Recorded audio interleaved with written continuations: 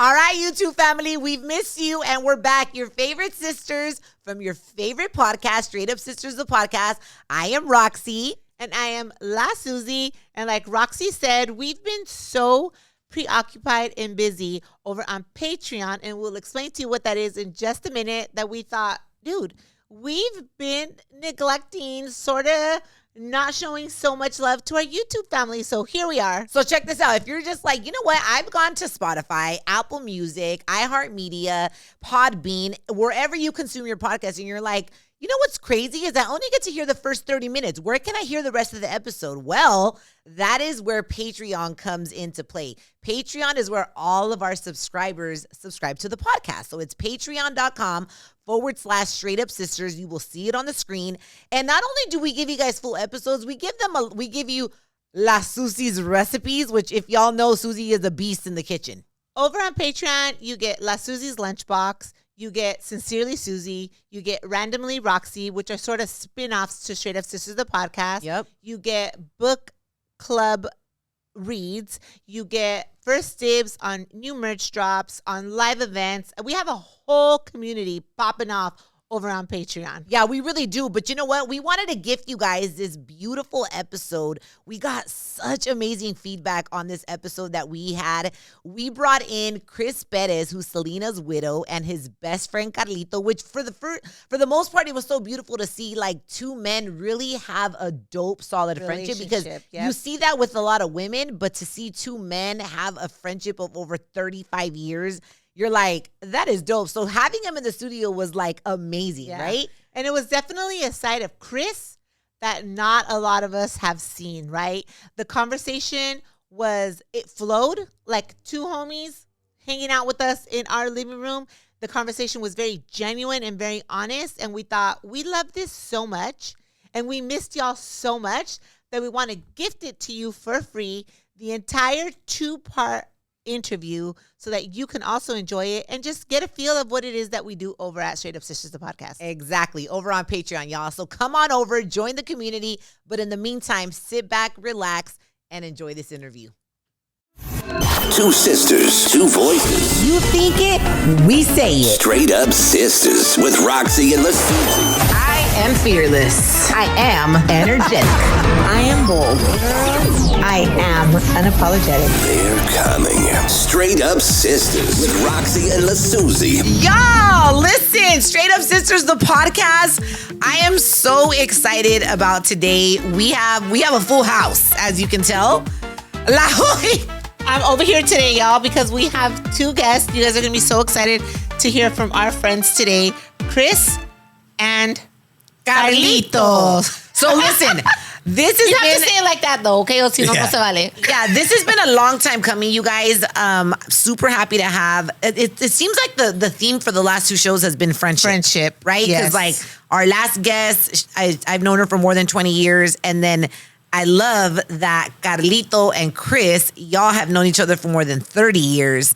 And so Carlito and I, we met before I even met Chris. And we've been wanting to make this happen because I'm just so like, I love celebrating people that have really dope friendships and that are real, like real, organic, long-term friendships. It's kind of rare to find these days. Very rare, yeah. So we wanted to bring them in. So Carlito Miranda and Chris Perez. Lady, bravo!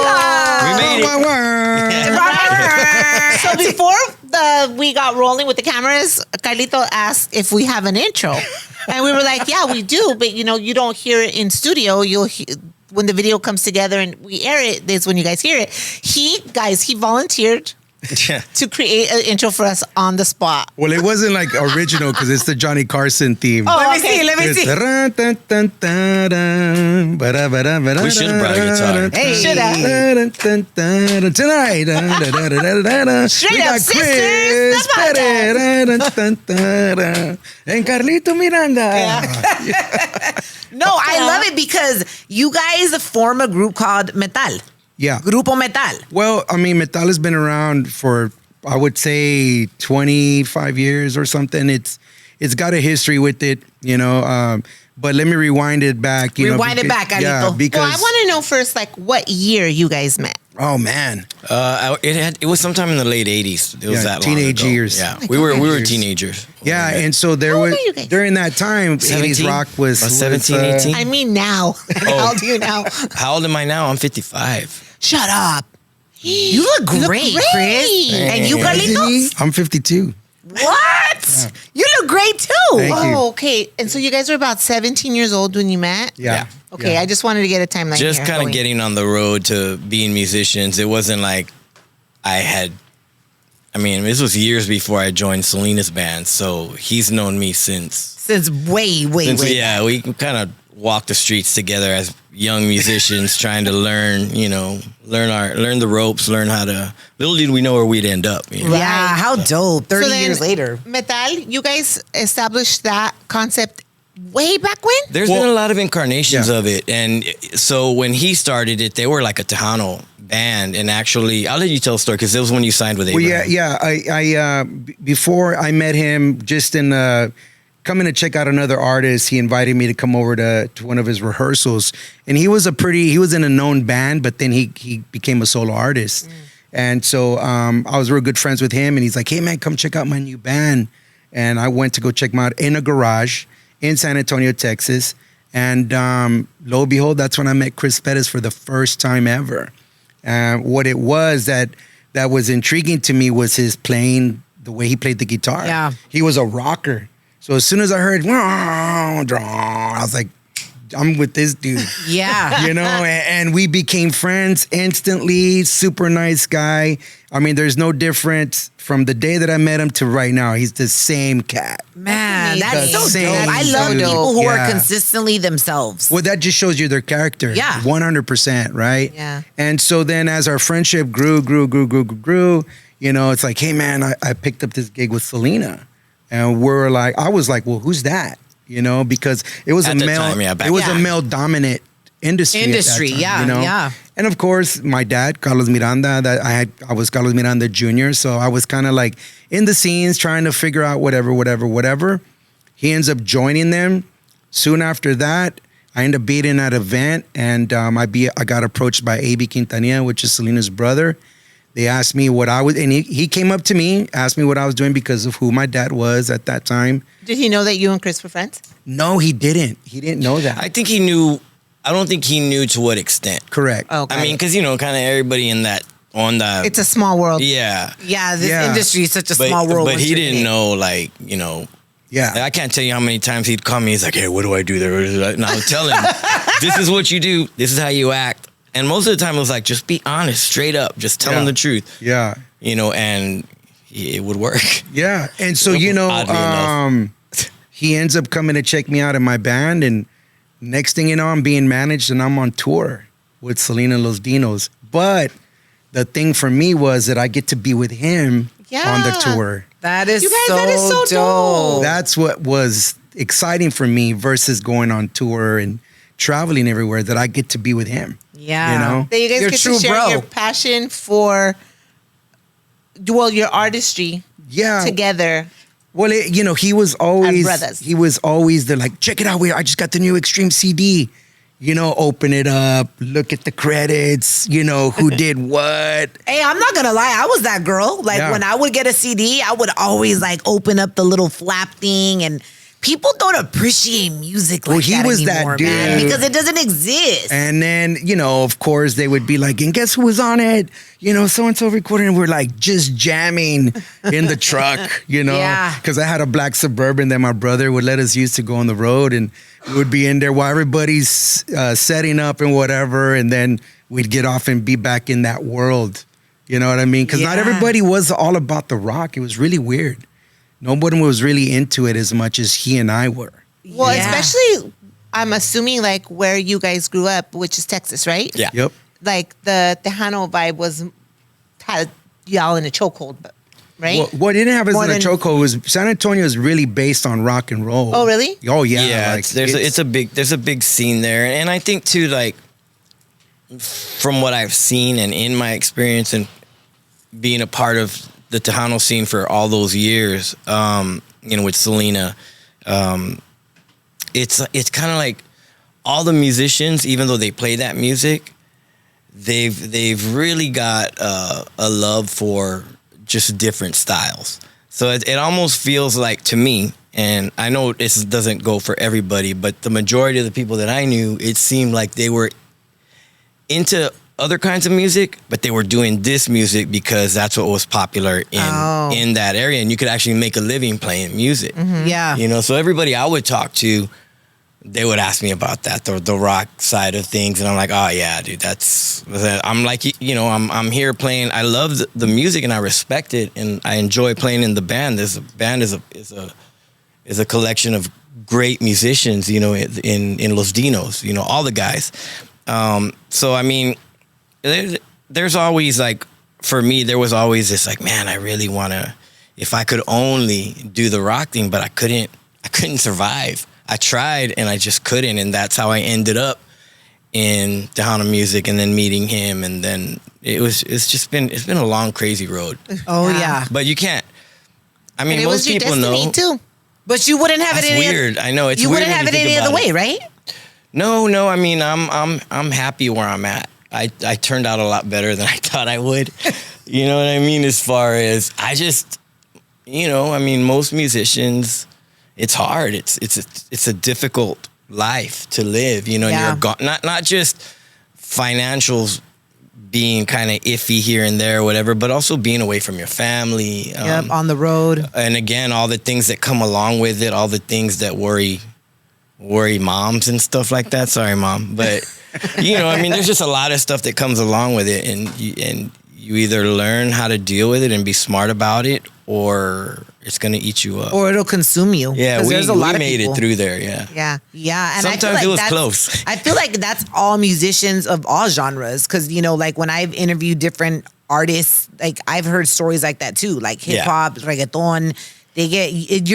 You're exposed to so many things, like the fast life, the drugs, the women. You know, everything is in abundance. You're making Carlito sweat. I know. He's No, like- girls, did we just like skip the rant of the highlight? We No, kinda we're not did, there huh? yet. Okay. I'll bring us back. Don't No, worry. but like the fast life. Imagine as a radio personality, the stuff that gets thrown to Yeah. us. Imagine as the artist. Well, I'm thinking about the artist's mother. Like he said, I would be a wreck. Yeah. I think. You're knowing that- just praying the Rosario every night, hoping your kids stay on the right track. Yeah. I Truly. would be like, track my friends, Googling addresses. But they didn't have track where my- you at. Yeah, they didn't have all that. They didn't I have the know. location on back in the days. Like these moms and some like Nicki Jam is a perfect example. Yeah. Nicki Jam got caught up in all that. big But time. Nicki Jam's mama, That's right, yeah. herself lived a wild life. Yes, exactly. So, I mean, I don't know that she was too worried about him because she was out there.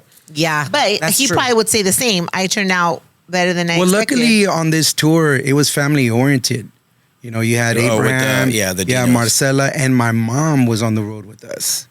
So She was regulating your man, mommy. you know what's crazy? You know, my mom's in heaven, and when she passed away, I actually found a diary that she wrote of the Selena tour that we were on. Really? Yeah, Is that where she would write her feelings? She would write. Yeah, I showed it to him. He read it. I She showed would, it. but nobody, like, none of us knew about it. Yeah, no one You know, knew. and it's like there's some stuff in there, and he was showing me some, and I was just reading and going, they effing did that. She saw, you know, so and so whatever, or they told her that, or they told you that, you know, and it's like it's some deep stuff in there that I had no idea. Yeah. So speaking about mothers, right? Like the one thing I had to say about it was that I can only imagine her watching her son go through what she was going through, but I would have stopped her because I wouldn't want to ruin my opportunity of whatever it was going to be. Yeah. So she respected that enough to allow me to go through it, even though she really wanted to intervene and be like, wait the fuck a minute. And you learned that through her journal? And, well, I mean, I learned it on my own because my mom always allowed me to do things that I wanted to do because she knew I'd always come back and go, hey, you know what? You're right. I was wrong. And that's true. Yeah. I have adult How children. beautiful though, but not all moms are like that. Yeah. That's But that grace. requires a lot of emotional intelligence and grace, which we've talked about. Like there are those moms that will hover you to death. And then there's moms that understand that you have to let your children go out and experience life and get roughed up by life Yeah, a it's little like bit. it's Because like- that's how we learn. It's like the And it tigers also and probably lions. helped that you were a boy. Yeah. Well, why? That's so fucking sexist, bitch. We're some strong ass women. Susie, but we grew up like that. Like we grew up. My dad would let Joe stay out a little later than us. Well, that's why I rebelled, because I was like, I'm just anything saying. you can do, I can do better. I know, but I'm just saying, like that's how it is in the culture. But that's so sexist. It is, but that's how it is. No, I don't care. That's sexist. They let boys do a lot more things than girls. Well, I don't have daughters. I have sons, and I'm telling you, like, you worry just the same, because I agree. evil things can happen to a boy or a girl. You know. Well, I do. Yeah, I have I two agree. boys, and I have to say that I use those principles. I allow my mom what I learned from her for them to experience. It's just like the tigers and lions that are out there. Once they they push them out. Yeah. And let them. And they do come back. They come back. I was just telling my sister, I had a great conversation with my youngest son recently, and I was like, the vibe was different. He'll be 24, and I was like, hey, I really liked this conversation, and I really like you were so open and receptive. Like the banter was great. Like you've come, like I can see that you're growing up, you know, because you know they go through those teenage years where they're know-it-alls. Yeah. I was like, you used to know everything. Like I couldn't tell you shit because everything Well, was we were like, like I that know. too. Yeah, we were like you know, we were like that I was too. never like that. Raquel, you're still like that. Can't Yeah. tell her nothing. My mom Okay. says I was a good daughter. Okay, I didn't really rebel. I just was like, Mom. You didn't have to. I didn't have 'cause to I raised rebel. you half of the way. You guys, I would literally just tell my mom, I'm going here. Dad, I wouldn't have to. I wouldn't even ask. I would just go. Raquel, you were at my house since you were 15. You know what? You're right. Susie turned like my mom. Susie turned into my mom. That's why. No, honestly, that's a whole other episode we need to have on how much freedom I did have. You did. because my parents divorced. You were not your ordinary But Susie, teenager. like I had the freedom, but Susie always regulated. Like she gave me the freedom to experiment and to be free, but I had a fear of her. Like she was like, "Go do what you want." Go hang out, go to that party, but if I paid you, because, you know, at that time it was pagers. Jamie. If I paid you, you have to call me back. Otherwise, it's on. I'm going to fuck you up. And I'd be like, oh, shit. And she did. This bitch would pull the fuck up. And I was like, I wasn't that's gonna my get in older trouble sister. 'cause of her. That's my older Hell no. sister. I got to go. Yeah. Let me put my pants back on. Just kidding. I'm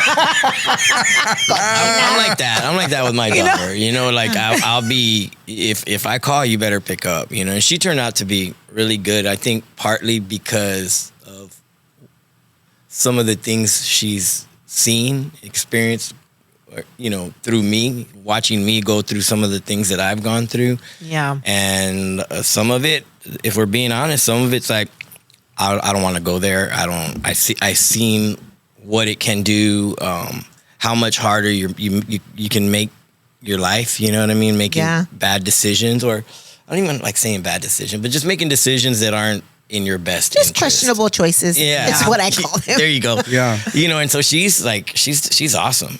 How old is she? She is 25. Yeah. She's your oldest? Yeah. I feel like this is the age, like 24, 25, 26 is like when their frontal lobe closes fully and you start to see them start to make more mature decisions. I was telling Raquel because she has a little one. I was like, I read this quote and it said, you are your child's frontal lobe for the first 24 years of their life. Like they don't know how to make, like they don't have the full common sense that comes with, you know, the maturity. So yeah, she'll probably start to be, life will flow a little bit easier. That's crazy that, you know, that you say that. I agree.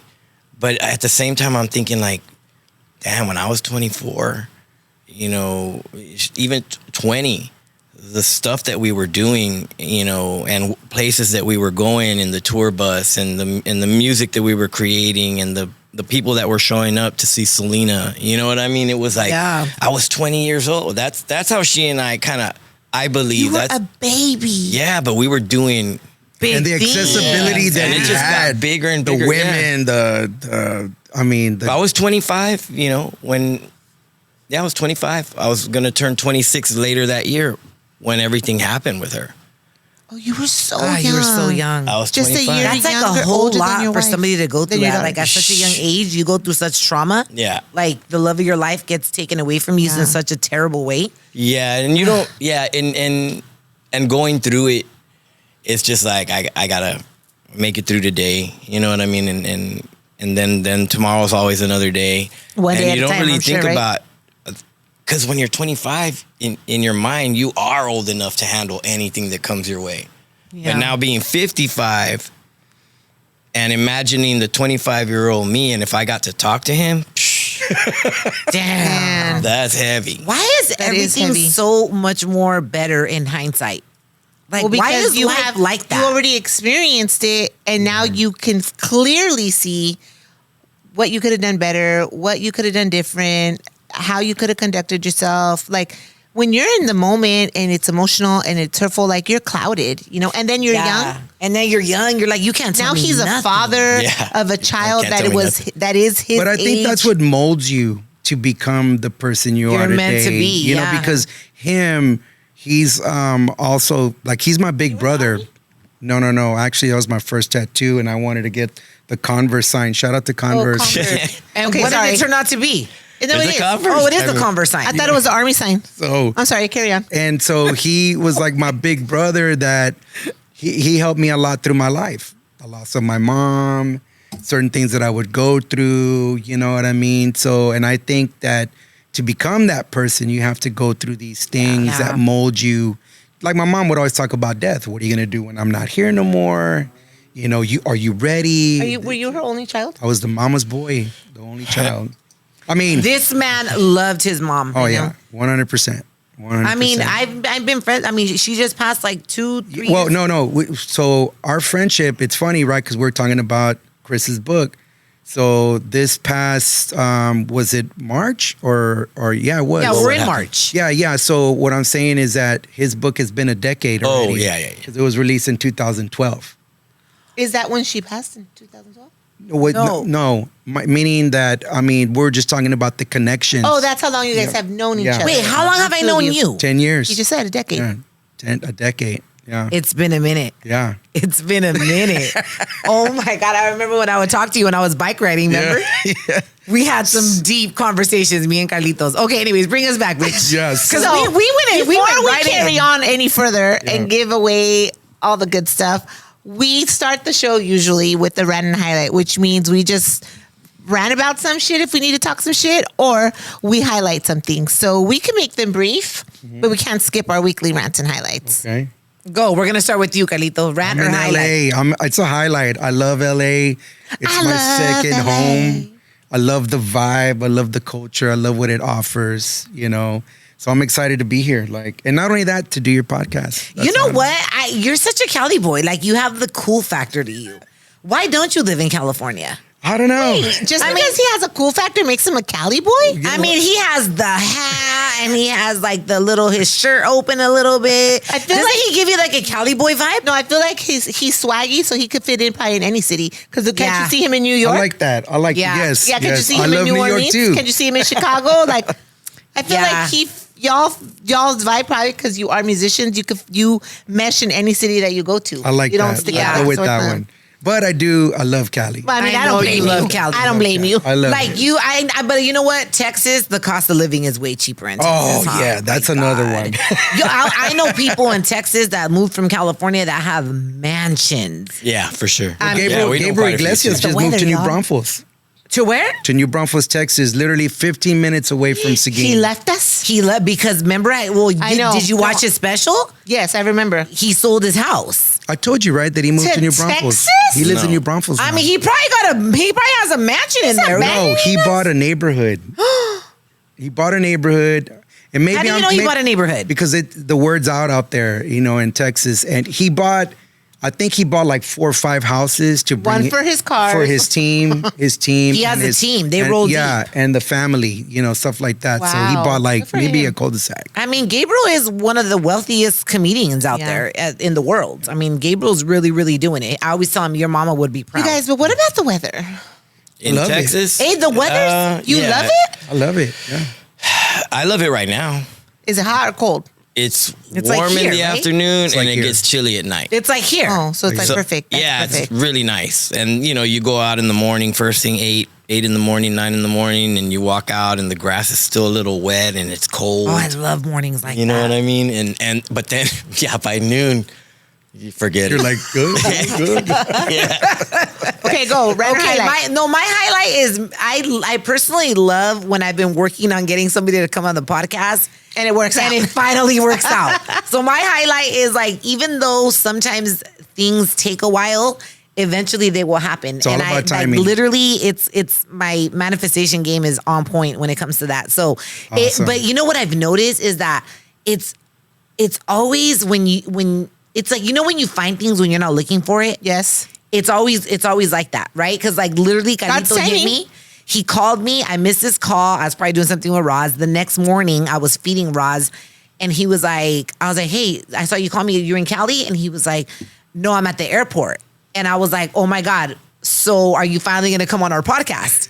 I didn't even ask you how you were doing. Yeah. So And I was like, are you eating plant-based? That's what I asked her that. He's like, are you eating plant-based? I was like, I'm dairy-free, not plant-based. Are you plant-based fully? No, I recently got back into meat. Oh, okay. Recently, just I recently. love meat. But it's got to be grass-fed. Yeah. Yeah. So you're not eating meat at restaurants, right? Because Well, I mean, unless it last says night I grass-fed did. on the We went menu. to Boa last night, and yeah. Did you get the salt bay?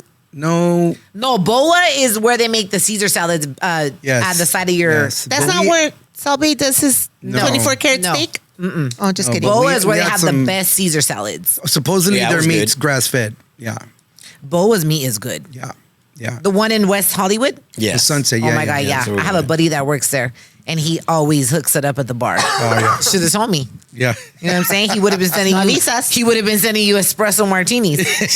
No, but my highlight is that you guys are finally here. I know Amen. we've been talking about Amen. getting you guys on the podcast, and like I really always tell you, Carlito, like Yeah. I love how you and Chris really have like a solid friendship.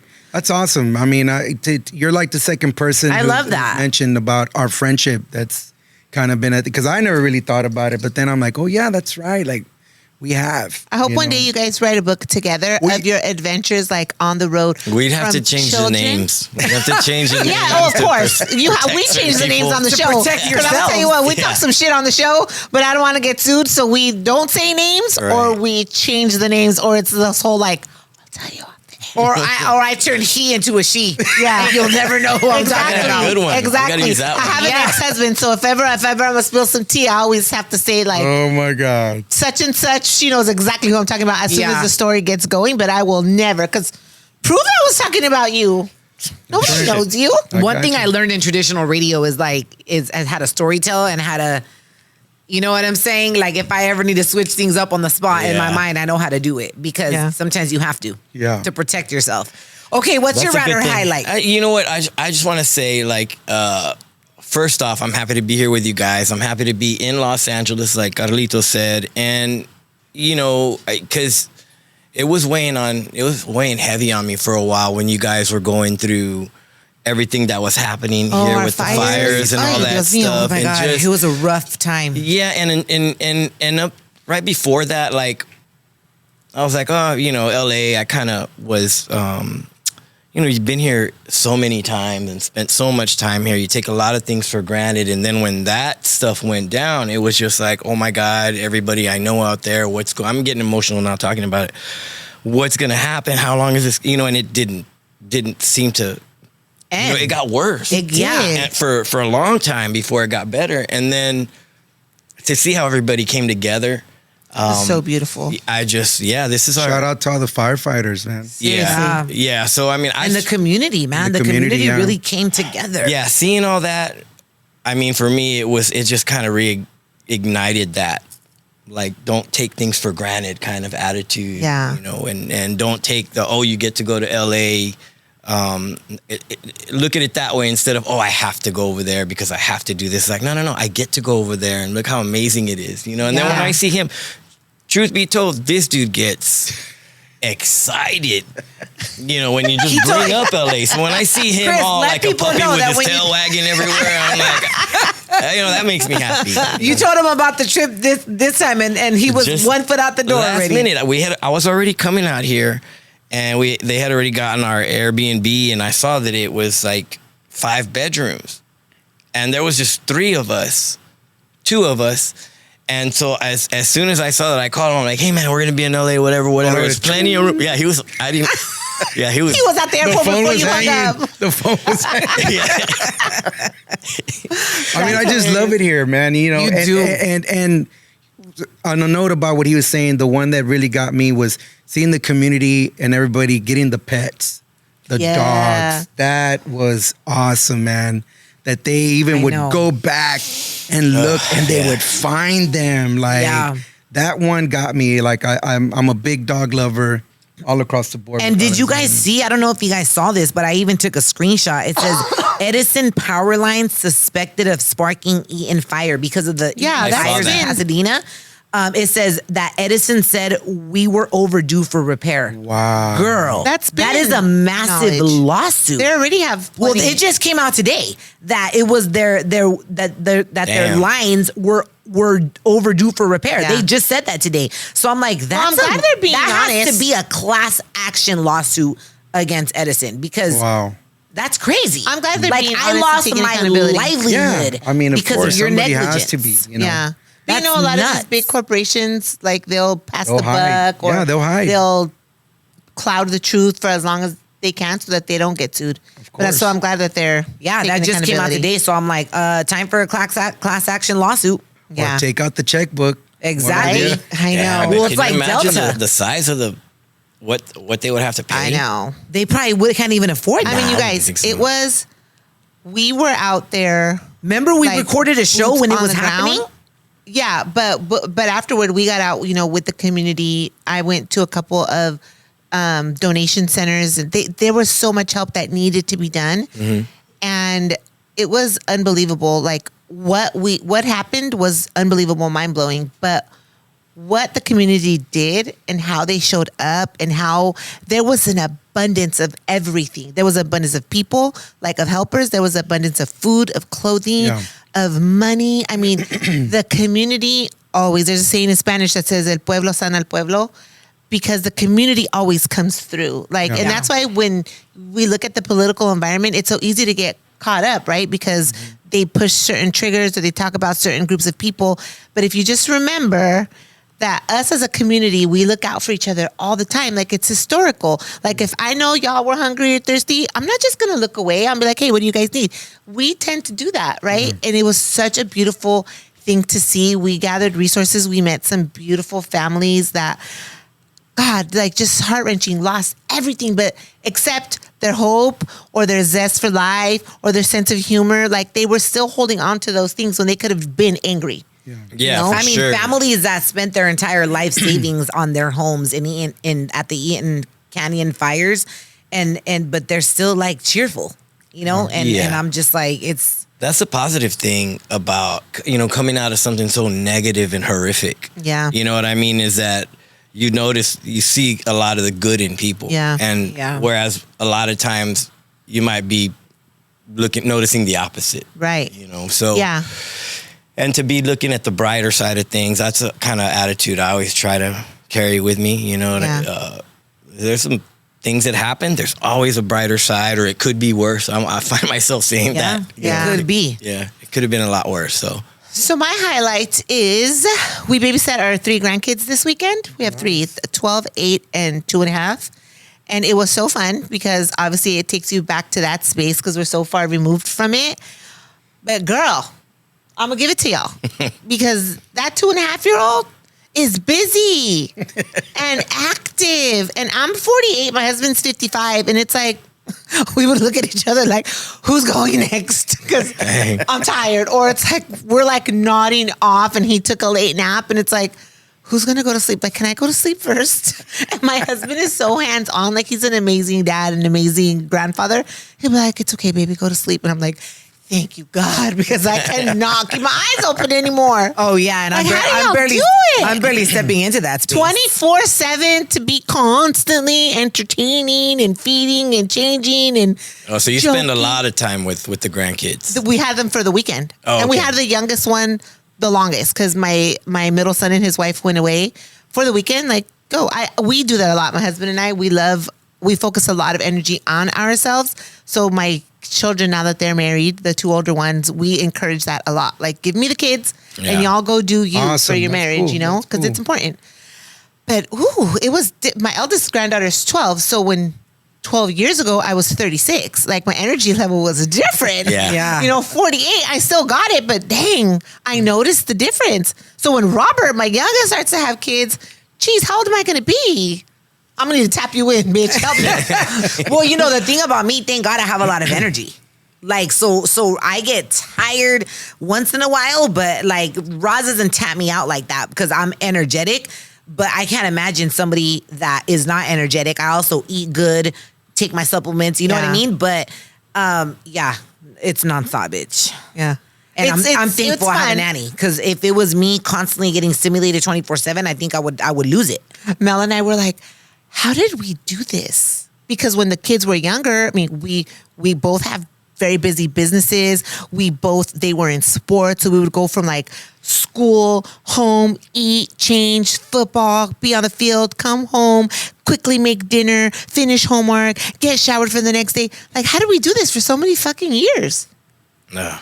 That's awesome, though. I mean, because relating to that, it's like a little difficult for me, because being a musician and being on the road and hearing stories, like I would take my daughter to dance class and whatever, but you know, the what do you call them, the recitals or the whatevers are always on a weekend, and I'm always on the road, so I'm always watching through video or a picture. And you know, there was one where she's up there and she does her thing, and then all the attention on her got to her, and she had a little mini crying. You know, she was like this big, and I'm like pissed because I wasn't there. You want to be there.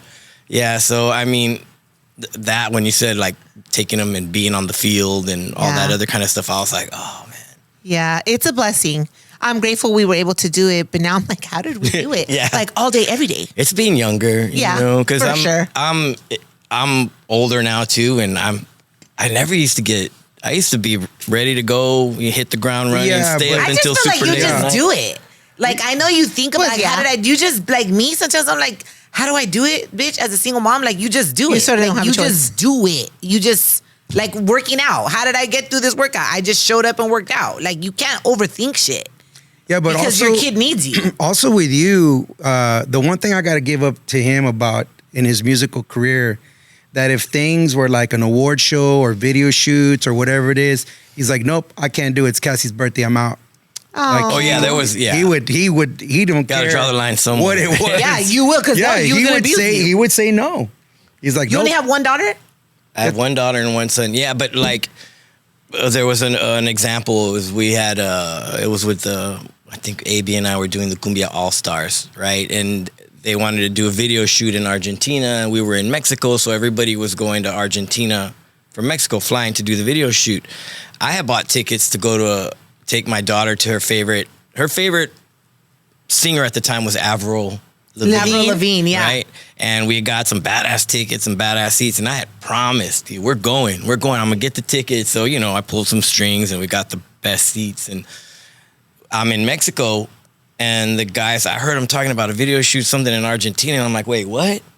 And they said, oh yeah, you're going to Argentina, we're doing a video shoot. And I was like, F that, y'all are going to Argentina. I'm going home because I'm taking Cassie to this concert. And I left. Oh, I love that. And, you know, and I didn't miss the video. I mean, I didn't miss being in it, or I didn't feel bad about it. You didn't have FOMO? Good. No, dude, I was like in it with Cass. Yeah. That's so dope. We had a blast. He's an awesome dad.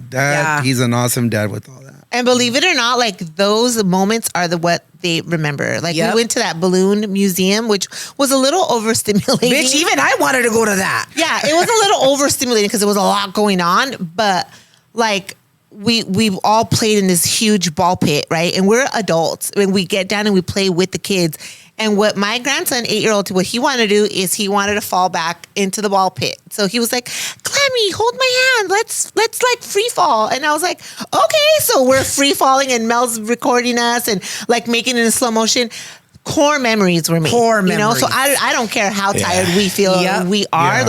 It's more important, like you said, like to miss this, to make sure I'm present here, or to be silly and get down on my hands and knees and make a fool of myself. I don't give a shit what these people around me think. Like all that matters is that my grandkids are laughing and having a good time, and they'll remember. Yep. Oh my gosh, when I was 8 or when I was little, like my Glammy, she was always down to climb a tree or slide down the slide or go bike riding or fall on her ass on skates, because I do all of it.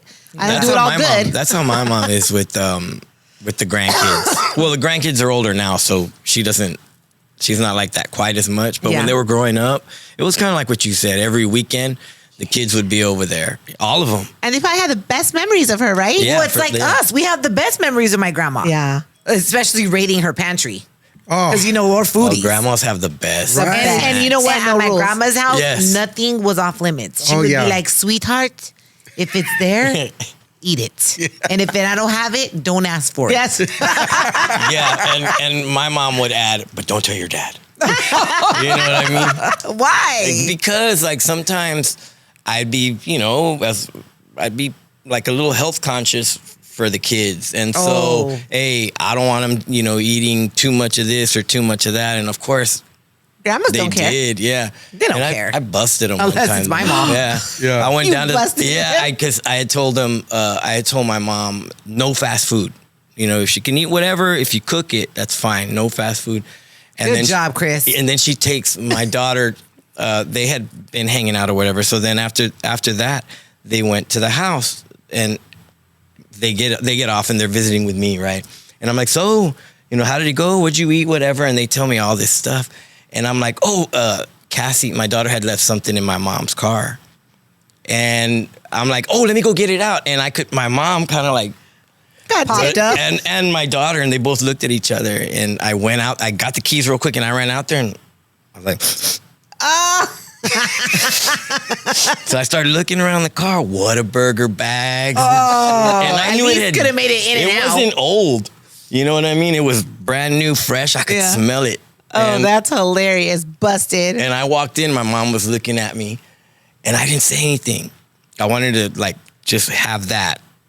Awkwardness. Yeah, that Dun, dun, awkward. dun. Yeah, I didn't say anything. I just brought the stuff in, put it down, put the keys back where I got them, her keys, and that was it. I left it alone because I was going to have a talk with my daughter like, hey, listen, you got to carry some of this yourself. Don't just leave it up to Nana, which is my mom, or, you have to learn how to make these kinds of decisions. I was going to have that talk with her. So the night finishes, my mom goes home, she calls me. And she's like, hey, how's it going? I'm like, it's cool. I'm, here. I'm about to put Cass to bed, whatever. She's like, honey, I can't lie to you. And I go, I already know. But... Wait till you're grandpa, though. You're going to do the same thing. I don't know. Yes, you No, are. you won't, I because don't he's know. health conscious. No, but you're a you know sucker for your grandkids. But you know what? I appreciate my mom being health conscious too. No, because you're I know still- Come on. what's the worst my mom is gonna give my daughter? My mom is health Well, conscious. like we for example, I don't love to give them a shit ton of candy, but we went to Old Navy and they had push pops for like $1, and they each wanted one. So I was like, okay, Yeah, I once in know. a while, yeah. give them a push pop, and then Yeah. they dropped it and broke it, and so they didn't eat a lot of it. Yeah. But guess what? I'm cool because I got Yeah. them a push pop. I know Susie will be spoiling my daughter, but my mom, she'll be health conscious. So I do hair, right? And Raquel will never lets the baby have snacks. So I made Hold sure. on. If they have milk in them. Right? Right? So I made sure when I bought vegan cookies, Yeah. and I keep them at work, and they're only for Roz. So when Roz comes over, I can give her a cookie. But see, I would give her a cookie like that too, because they're vegan. The Whatever. dairy-free stuff? Yeah. Yeah. And Okay. there's a lot of good I gotta dairy-free try stuff that. that's There actually is not bad. Trader at Joe's all. chocolate chip with walnut. And gotta try that. oatmeal. Good. Ugh. Vegan cookies, bomb. Okay, y'all. So we're gonna get into the conversation with Chris and Carlitos. We're gonna talk about their music that they're creating together now. We're gonna talk about their friendship and a few other things on the other side of the break. La cosa se va a poner buena, chicos. Have you shopped our online store at straightupsisters.com? I'm here to remind you that we have an entire boutique that you need to check out today. We have all of your favorite Straight Up Sisters branded merch, from crew necks to coffee cups, canvas bags to candles, and of course, stickers of your favorite girls. Make sure to visit straightupsisters.com and shop today.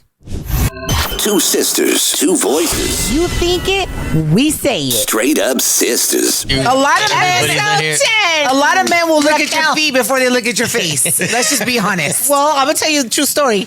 When I first met Mel, he did. See? He looked at me. Damn. Okay, we got two and men he on the said, show. I know. He's like, okay, them feet are hitting the water or something like that. Okay, And I was as like, what men, are you talking about? He's like, my daddy always said, if a woman has pretty feet, then she takes care of the rest of herself. do you guys agree with that? Carlito? He's like, I'm okay with busted toes. Yeah, I mean, I don't mind if her toes throw up West Side every once in a while. West Side. Carlito, don't say that. No, but are you big on feet? Toes, pretty toes. Yeah, I mean, of course, I would like it, but there's always something like maybe they can get to it. I don't know. No, okay, what about you, Chris? It's not the first, second, third, or fourth thing I look at, but I've been lucky in that the feet I have looked at and spent time with have been beautiful feet. Okay, good. I like how I've you been said lucky, that. yeah. Did Selena have pretty feet? Yes, yeah. Oh, that's good to know. I love feet. And I love, like I've talked about this before, I love my toe sucked. I love my feet adored. Oh my God. Like there's nothing wrong with that. I love, and a lot of men get shamed for liking pretty feet because they tell me this. And Who shames them? Their wives. Maybe because the bitch has ugly feet. Well, they make him feel like they have like a weird fetish. And I'm like, well, your feet are like, it's a body part. Like, what's wrong with that? So then they go drop money on OnlyFans for women that post their feet. I heard True. about that. Yeah, I mean, there's a fetish. There's all kinds that. of stuff out I mean, there. is it? Yeah, I don't know if it's a fetish, but I guess it becomes weird when. As a hairdresser, I have stories for days. Let's not get into it. Oh, for about what these sure. women are selling on For OnlyFans. Y'all, sure. I'm just going to say this. Used ladies. underwears. I heard they There's used no reason. What? Zero reason to be broke. Susie, hold You're on. broke because you want to be. Hey, talk about. Don't say her name. No. Oh, it's okay. About because he's like, what about that girl that sells her underwears? We call her Stinkerbell. She's a Stinker. She's A client. She's a client at the salon. And we call her nickname for her is Tinkerbell because she's short and blonde, so she looks like Tinkerbell. But she sells dirty chonies on OnlyFans, and she makes a lot of money. what? A lot of money doing that. And like her highest request, because like we talk shop at the. We used to have a barber that worked with us, and when his clients would come in, they would be like, "You guys are disgusting, and you guys are worse than like a barbershop." And I'm like, "Why?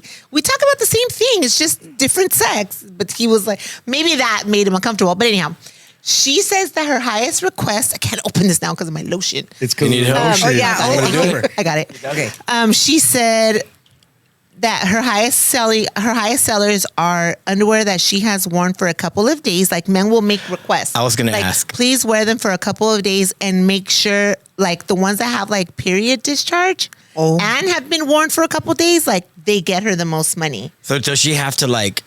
How can you prove that? Yeah, how they're can you yours prove that? or hers? You know what I mean? Well, Unless she can't like, prove it, but I'm does gonna a tell you thing. they are hers. Yeah. Are they She can't doctors? prove They it. go give them To to put somebody it No, else. they're just men, I guess, that like to sniff it. I would think, like I they think sniff it's like a sexual thing for them, and like they like to smell it. Maybe they're like these ugly ass men or awkward men that can't get a lot of action, and so the closest that they get to like a woman's part is her dirty chonies. I don't know. but- Okay, enough of that. Bitch, you asked me. Okay, I was not gonna talk about that. Shout out to Stinker. Shout out to Anyways, Stinkerbell. that was a horrible way to start this segment. No, we were talking about pretty feet because I actually love my feet. Anyways. Okay, good. That's Okay, so great. back to Carlito and Chris. Where were we at? God, this conversation just like naturally. Yeah. We just Well, we naturally went were there. starting on how you guys met, Correct. but then we needed to do random highlights. But yeah, go. Like I would love to know the journey of your friendship, and like I through that, obviously with your story, you guys, and then with the loss of your mom too, you guys have experienced and lived through a lot. Like you guys have seen each other through some really dark times, and I think it's so dope because you hear this a lot in women, like, oh, like that's been my girl for so many years. You don't really hear men share that same journey. I've heard that a lot. You know what I mean? And with especially with our story, and other people have highlighted that as well. And It's really special. yeah, but I didn't really think about that. Men don't really express it, and I wouldn't know why they wouldn't express it. I mean, especially if it's real. You know what I mean? Or organic. You know, I think a big part of that is because I think for a lot of guys, it's a scary thing. What's a scary thing? Being so Vulnerable? vulnerable, but for lack of an even like, if I say intimate, You know, most people think No. weird stuff, No, but you know what I mean, right? Yeah, because the friendship is intimate. Yeah, a real one. Absolutely. And, Real and one it's is, deep, yeah. and sometimes it can be A bromance. difficult. You know what I mean? love Sometimes you can get into 99.9% of the time it's all good, but you know, we've had our Disagreements. yes and Oh, the yeah. yelling and Yeah.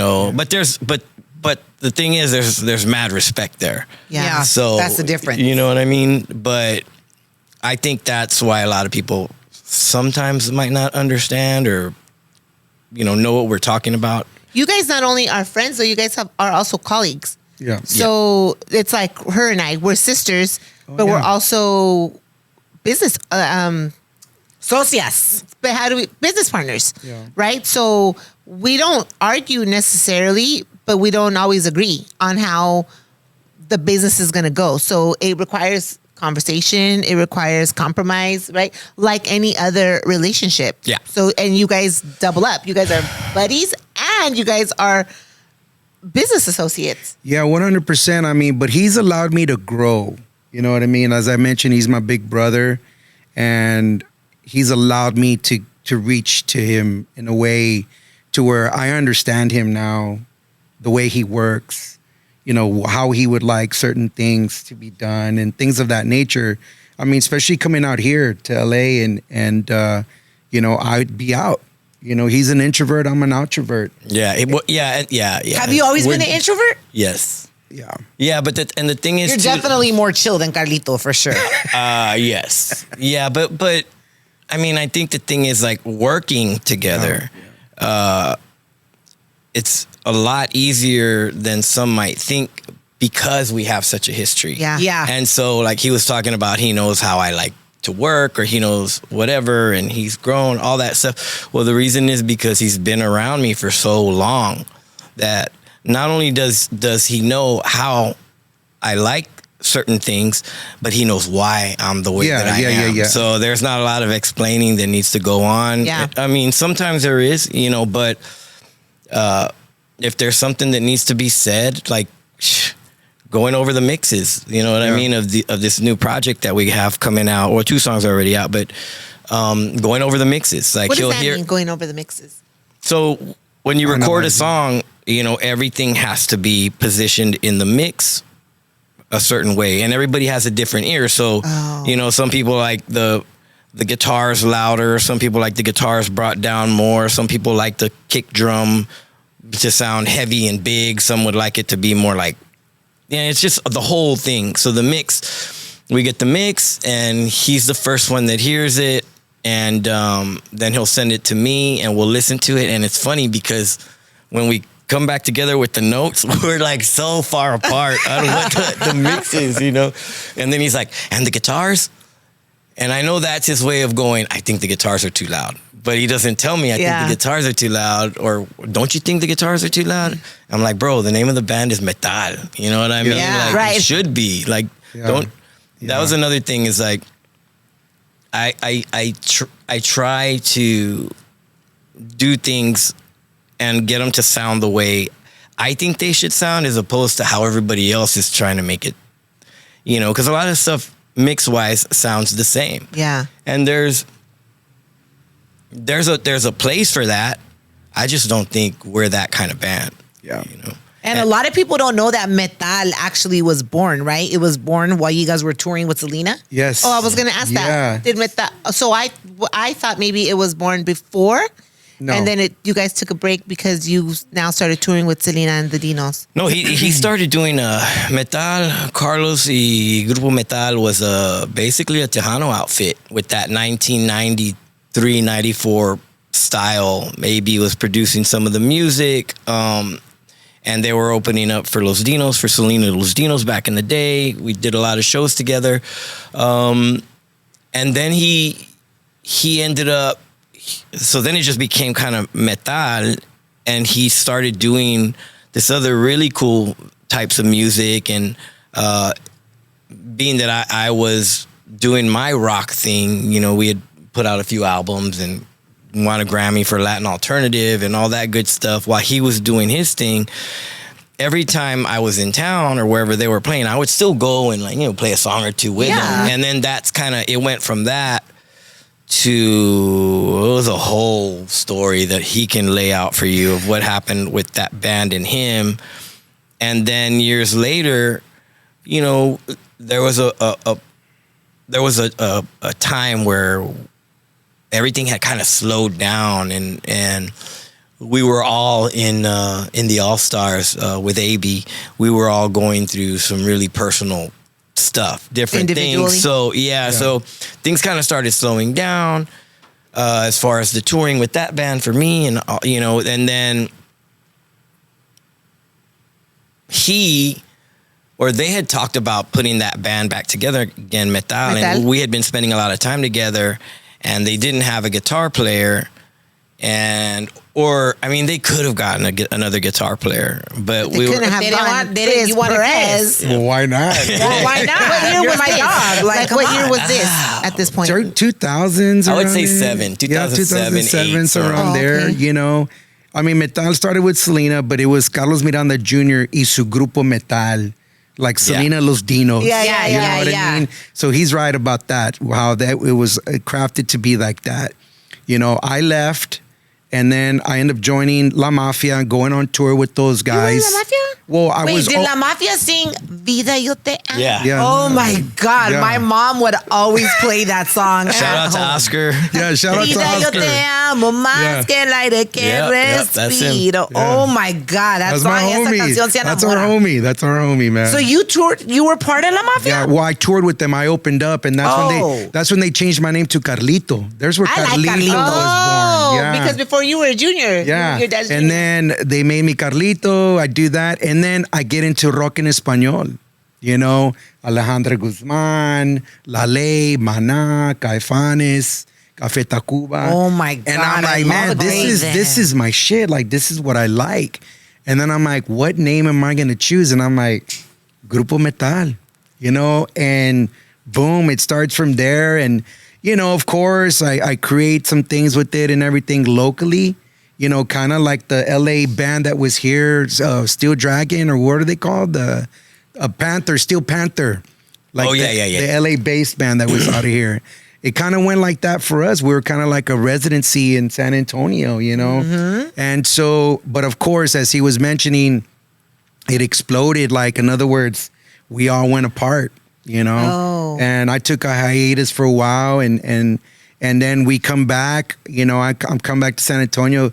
Chris is in, we're kind of living together at that time. And as he was saying, things slowed down, and we put the band together back, and that's where Grupo Metal featuring Chris Perez began.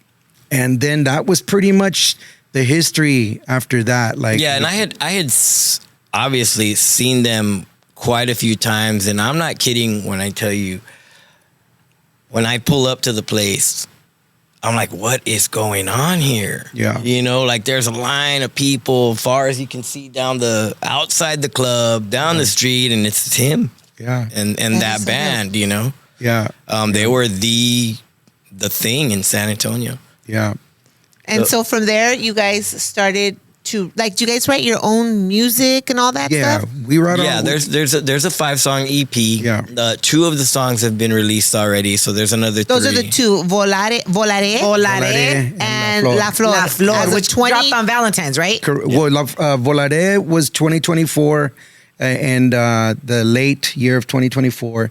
And then we released the second single on 25 on Valentine's Day. So those those 2 songs are part of a bigger project, right? Yes. And those are both available now on all digital platforms. Spotify, we just listened to them before the show started on Spotify. Yeah.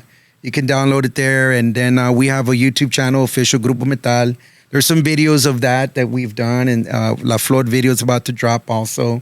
And man, the rest is history. You know what I mean? And the beautiful thing about it is not only that, for me, if I could say my highlight again, is to play music with him and to record it. I get to keep that forever. Yep. You know what I mean? That's something close to my heart, and to have, because he's my Richie Sambora.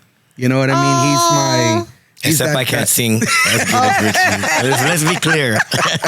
Hey, but you rock out. You rock out, man. Thank you. Definitely the rock chemistry, out. man. I mean, even with the two new guys that we got, Eduardo Torres, Adolf Alonso. Yes. I mean, those guys were part of La Mafia in their prime. Like, Wow. Yeah. Adolf so Alonso. dope. So it's like I got the best of both worlds. The guitars from Selena Los Dinos and the bass player from La Mafia. Look at Dude, you. Selena would be proud of you guys. Oh, dude. Because you were her husband and you were her homie. Yes, that's the one thing is that like She'd be and proud, huh? I say this a lot is that Oh, like yeah, she liked Carlos a lot. I don't know I what don't blame her. I don't know what it's like Good to see her like everybody else does because she Yeah. was a homie. Yeah. You know She what I was mean? a homie, She was the yeah. girl that was just loved to dance, loved R&B music, the old school R&B, and just was full of life. It wasn't old school when we were listening to it. It Yeah, was, yeah, yeah. It was Well, it. yeah. It's old school now. It's the good music. It is. Yeah. Because even,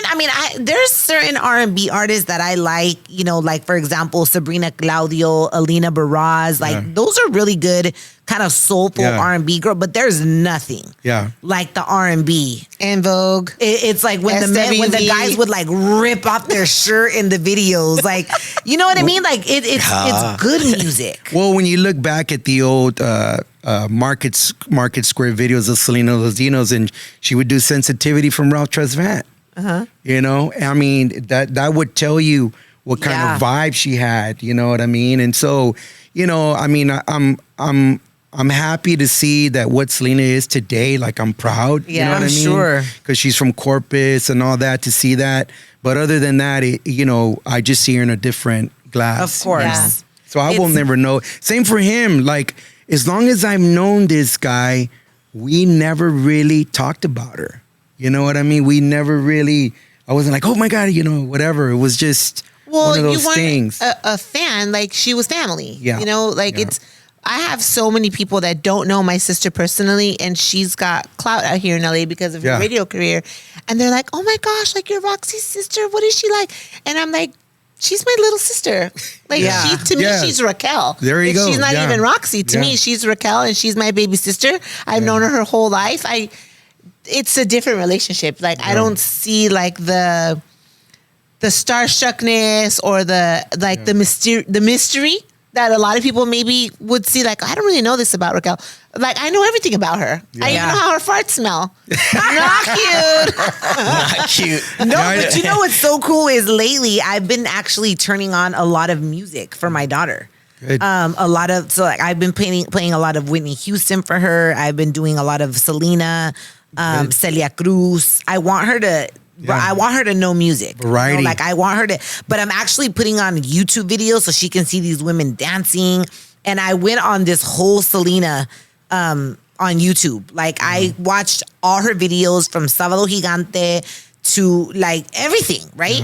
That girl could dance. Oh, she was a natural. And I was like, she just seems so bubbly. Like, Yeah. and it was her signature move of like the little spin. The washing machine? on stage. She was just not the natural. washing machine. Where she just like, you know what? She Like, did when the whole spin, Yeah, the yeah. whole spin thing. And Yeah. so Roz, my daughter, who watches the videos, she like tries to spin like that, And so I love just seeing my daughter get familiarized with these iconic women, right? Like Yeah. Celia Cruz, Whitney Houston, Selena, and just like the music that I feel is good music. Yeah. Does she lean more towards one way than the other? She leans more towards the songs that have better hooks, like Beady Beady Bam Bam, because okay. she can repeat it more. Okay. Yeah, yeah. Bam, like whatever she could repeat. The Whitney Houston, she was just kind of like Whitney would hit the like, high that's notes. a high register. Yeah. Although Roz can hit high notes when she screams, but not melodically. Yeah. But I think it's more like the melody that she loves Beady Beady Bam Bam. Yeah. I talked about this like I think a month ago when I started kind of like exposing her to music. But yeah, you could tell that Selena had this bubbliness about her. Oh, I man. mean, music yeah. transcends. My granddaughter is 12 years old. She's a black girl, little black girl. She's not mixed. She doesn't speak Spanish and anything. And she, all the time, like, Climate, can you put on Selena? I'm like, okay. She sings all the songs. Wow. She knows the lyrics, but she doesn't know what she's saying because she Wow. doesn't speak Spanish. Like, she doesn't understand Spanish. And she doesn't like necessarily the English music as much as the Spanish music.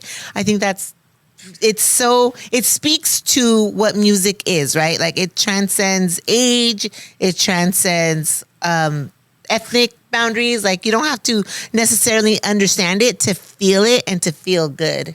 Yeah, man. I mean, you know, seeing her, I mean, we toured a lot. And back in those times, it was Tuesday through Sunday.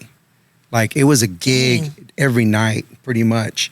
It was that big, you know. And when, you know, when I see other female singers or entertainers, anything, there's just no contest when it comes to her. You know what I mean? Because that was a natural. It's like Michael Jackson. Yeah. Like, you'll never see a guy that can do that. You know what I mean? I would have loved to see Michael Jackson's Super Bowl performance. Me too. Because I think, I don't know how old I was, but how did I miss that? Was that where he just stood there for like, I don't He know came how out many on the minutes? Rose Bowl, like on each side, like he would appear on four corners of the Rose Bowl. Like, I think who does it's. that? I want to say it's on YouTube, but I would have loved to like you know how we were able to see Kendrick. Like I mean, we weren't there, but we saw it like happening. Yeah. You know, I would have loved to see. Yeah, but who stands there for like 10 minutes and just the crowd? Yeah, that's how he started the Super Bowl. MJ, because I wish I could have seen him live. Yeah. Like, period. Oh my God. Not even just at the Super Bowl, Did you but get a chance anywhere. to ever meet him? No. No? Mm-mm. Okay, so this is my first time meeting you, and your energy is like so peaceful and tranquilo, at least right now. I know. I'm just wondering why they depicted you like that in the Selena movie. Well, I mean, as listen, like, because you're a rock and roller. To be honest, I mean, it's like two sides of a, you know, there's a different That's side true. of a coin. I'm sure. Everybody has that. that's true. We all have different. But my sides. question is, like, I'm imagining Selena was the complete opposite of that. For like, sure. she had to be, like, does she have a personality more like Carlito, with like an extrovert, like talk to anybody? There was just something about her. She walks in a room, and she had a way of making everybody, and even individually in a room full of people, you could feel like individually everybody, she would connect with everybody.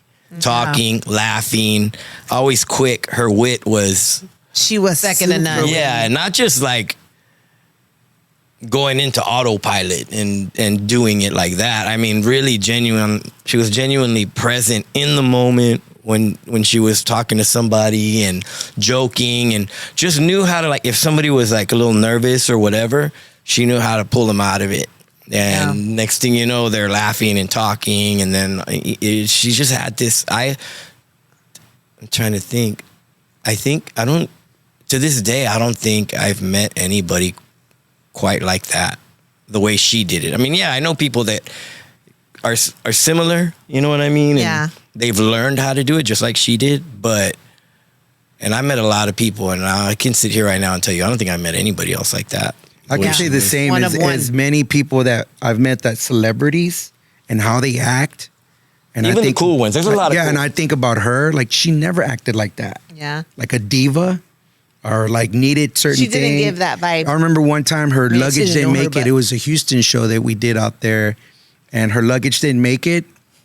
She went to the merch booth, got a shirt, tied it up, and said, "Let's go. Let's do this. Yeah, That's it. that's it. Let's go," and killed it. Yeah, no, because and killed it. You know who I heard is terrible. Like on red carpets interview is Nicki Minaj. I've heard like bad things about her. Like when people interview her, she has like an attitude. She's like super demanding, and everyone's like, "Oh, it's the Caribbean in her," and I'm like, "No, like that's just probably who she is." Yeah. But there's no need to be like that. So she was genuinely like just. She was the Down to earth, the homie. grounded, Yeah, the I remember homie. back in the day, remember McDonald's, they would be like, "Order number 32." Yeah. I remember we were there waiting around. She got the mic, started singing on the speakers inside McDonald's. Like, yeah, like, you know what I mean? That's how Playful. yeah, Yeah, just natural. You know? I mean, also, I think That's cool. part of the reason that is, having seen what I've seen and experiencing all of that time, is, you know, having somebody like Abraham around kind of gave her that, like, there was already the firm don't fuck with person, right? Which was Abraham. And he's watching everything. So if anybody had to be that guy, it was going to be him. And he gets a bad rap for a lot of stuff. But I think because she had that around, she was like really just, you know, oh, Dad's got my back. You know what I mean? I mean, we all had her How back. important. We all had her back, but that's her dad. Yeah. You know what I mean? And he's had her back, obviously, since she was born. But if we're talking about the business and being on the road and playing, he was always there. So I think, in a sense, it made her that comfortable that, like you're talking about Nicki Minaj, I don't know what she's been through, but I would think she's been through some stuff to be that way. To be that way, right? Yeah, you know what I mean? But throw somebody like Abraham in the mix is going to handle, just handle the other thing. Maybe you might, I don't know. But I think that contributed to helping her develop her confidence, and right? feel confident. Like, I have a backbone that's got my back. Yeah, and there were many times. Well, there were times where, like, if things kind of started getting a little weird or going south, or people approaching her about business things or whatever, she's like, "Oh, you got to talk to Dad."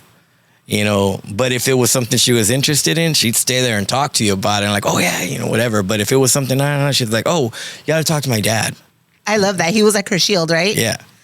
Through all of this, Chris, like, was there ever a moment for you where you're like, I don't want to do music anymore? Or has music been what's kept you 2 feet on the ground? I don't think I've ever said I don't want to do music anymore, but I may have said, like, I don't want to be in the music business. You know what I mean? I'm always going to play guitar. I'm always going to write songs. I'm always, like, even if it's just me in my room. Yeah. But the business, it's a tough thing, and there are some people that are ready for it. They're made for it. From the minute they say they want to be in it, they kind of understand a lot that comes along with it. I didn't know that because I was so focused on playing guitar. Sitting on the edge of my bed playing guitar, growing up, 14, 15, 16, 17, 18, not once. And having the dream of being a touring musician, not once did I ever think or have an idea of what comes with that. Because nobody in my family was in the entertainment. You don't come from music? No. I mean, no, I come from music lovers, but not anybody music that lovers plays like anything. we come from music lovers, but nobody like Carlito. I'm the first one. Dad. I'm the first one in my family, and that's why it was such an uphill battle with my mom. You know what I mean? But then I end up having some success, and then everybody thinks, oh, it was so easy. Yeah. So like, or maybe if they had, because I had no support. They did everything they could to discourage me from going into where I ended up going into. Your the family? music. Yeah. And then I end up making something happen. My sister has kids. They're growing up, and they're like, "Hey, Riley wants a guitar. Which one do we get him?" I'm like, "Hey. Now you're buying all the grandkids drum sets, guitars, trumpet, keyboards." Well, you broke the glass ceiling. Maybe it was so unattainable, like such an unattainable dream to your mom, that she didn't want to see you get hurt by maybe it not for sure. happening. 100%. And now that that's you the broke older through the glass generation, ceiling, too. but you proved that it is possible. It can be true for our family or for people like us. So now you're the example, like, for your nieces and nephews. Like, Uncle Chris did it. Why can't you? Yeah, well, they found out it ain't everything it looks like it is. Yeah, well, you know because what? none of them are playing music anymore. The older generations, they come from that.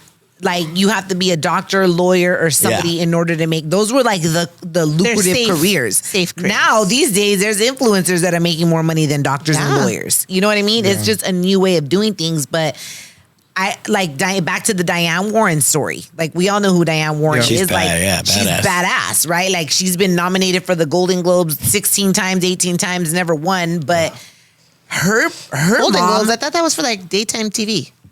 what did I say? Emmys. Emmys. Oh, sorry, okay. I meant to say Emmys. But her mom was a massive discourager. Oh, yeah. of her wanting to write because she's a I writer. didn't know that. Oh my God, you got it. I didn't know that. They released this documentary on her called Relentless. Dude, her So good. story is, she is so relentless because her mom was like, you're going to be like on a corner one day, like, with your writing, just completely discouraged her dream. And look at who Diane Warren turned out to be. So I feel like that comes from the older generations because now now when I know of moms that have, older kids that they more lean into their kids' interests. They encourage them. Okay, papi, we're like, what interests you? You still got those parents and families that they think education is everything. Like if you don't have a bachelor's or a master's, you ain't shit. Which I don't agree with that. You know what I mean? It's more like lean into what your passion is. Because once you're in your passion and in your purpose, there is no stopping you from what you could really do. Yeah. You know what I mean? Yeah. Did you guys ever in a million years consider this is what life would look like today and that you guys would still be hanging tough as friends? No. Why do you say no? Well, because, it's like high school, right? You go through middle school, you got your buds, you go through high school, and then your friends are gone. And then you write in the yearbook, keep in touch. Yeah. KIT. You know what I mean? It's like, and then life comes at you, things of that nature and stuff like that. And, we went through a lot together, experienced a lot of the same things and stuff. And then, he had children and got married and things of that nature. And so I'm glad that we naturally, organically stay connected. We always would call one another and check up on one another. And he always was that dude. If you ever need anything, you know where I'm at, and we would always just stay connected. And then it just kind of just kept going and going and going, and here we are. But I would have never thought that, I would have thought it would just been that one couple of times or twice, but to be here and to have the history and the relationship that we have, it's like now I know what a real brother is. And I mean, we all have brothers and sisters and stuff, but it's like I always said, man, I got more friends that are family than I have actually family. Yeah. Wow. And then if I can count, it's maybe I can do it on one hand of someone that I know that I can, like, if I ever anything happened to me or all my paperwork, his number and name is on there. Emergency contact. My living trust. Chris is getting all my shit. Yeah, and I think his cell phone or his phone number is the only number I have memorized. Everybody else, like even my parents and sister, you only memorize I just go your to real their ones. name. I only have. These are the two numbers I have memorized. Actually, 3. Don't say them out loud. No. My mom, my sister, and 911. Yeah. That's it. 911. Yeah. Those are the only numbers I have memorized. I don't know. Ask me anybody else's number. I don't know. Yeah. So, I mean, Chris is like my best friend. He's my brother. I mean, we work together, musicians, all the things that he's done. We just really know one another in a sense. You know what I mean? He's my counselor. Are you his counselor? No, I mean, or he just don't listen. No, like we bounce a lot. We tell each other. We talk every morning. And we talk, and he'll tell me what he like. Here's the thing, like on the phone or voice notes. No, on the phone. Yeah, it's funny because I will say that about you, Carlitos. You call. Yeah, and it's one thing about like a lot of people that we've all known, or people come into our lives and they'll say one thing, and the one thing that I just never could get is that, like, if anybody were to tell me anything about that dude, I'm always wondering, like, you do know I'm going to let him know what you're telling me. Like, that's the part I don't. See, I say that out loud. I don't get. Like, I'm gonna tell her, right? Yeah, exactly. Like, I'm just like, yo, like, you do realize I'm going to let him know about that. Like, I don't know why you're telling me that, but okay. Maybe that's their way of getting the information to Chris. Well, yeah, without having to be bold enough to tell Chris themselves. Yeah, I mean, it's just like you're really dumb for saying that. Yeah, you know what I mean? Like that's the one thing that I could never comprehend or understand about it.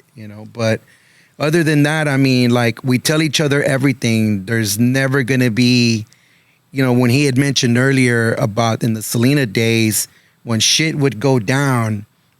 He's the first person I would call and I'd be like, yo, shit's about to go down. What do I do? You know what I'm saying? And listen good. Well, because it was within the camp. He'd get out of it. Yeah. He'd get out of it every time. Yeah.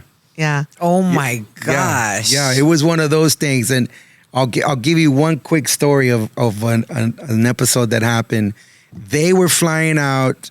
It was probably LA or Puerto Rico, one of those. Y'all were all leaving. You talking about with Selena and the Dinos? When they left the Beamer. Oh, yeah. When they left the Beamer, and it was me and another guy who was working with them. He was part of the road crew. So it was a BMW. It was AB's car. Convertible. It was a what car? It was AB's BMW, but he had driven it to San Antonio. Yeah. We all flew out from San Antonio, so he left it with our Sound guy. Well, you said it. Yeah, yeah. Right? With- You know, he they're not left gonna it with know. he left it with somebody to park it and, you know, just watch it, make sure nothing happened to it. But then they ended up I was pulling a with Ferris AB. Bueller, taking Yeah. that car wherever. Yeah. We went to nightclubs, VIP. I know. Yeah, you know, convertible, drop How old are you? top. I'm 21. Okay, that Oh makes my sense. God. But I was not the one driving. I was not the one driving or anything like that. You know, they just flew out of Texas, so how are they gonna know? And how did they even, How did you tell guys me get the y'all went to keys? clubs that we used to play Yes, at? we went to T-Town. Like, look at me, look at me. You know?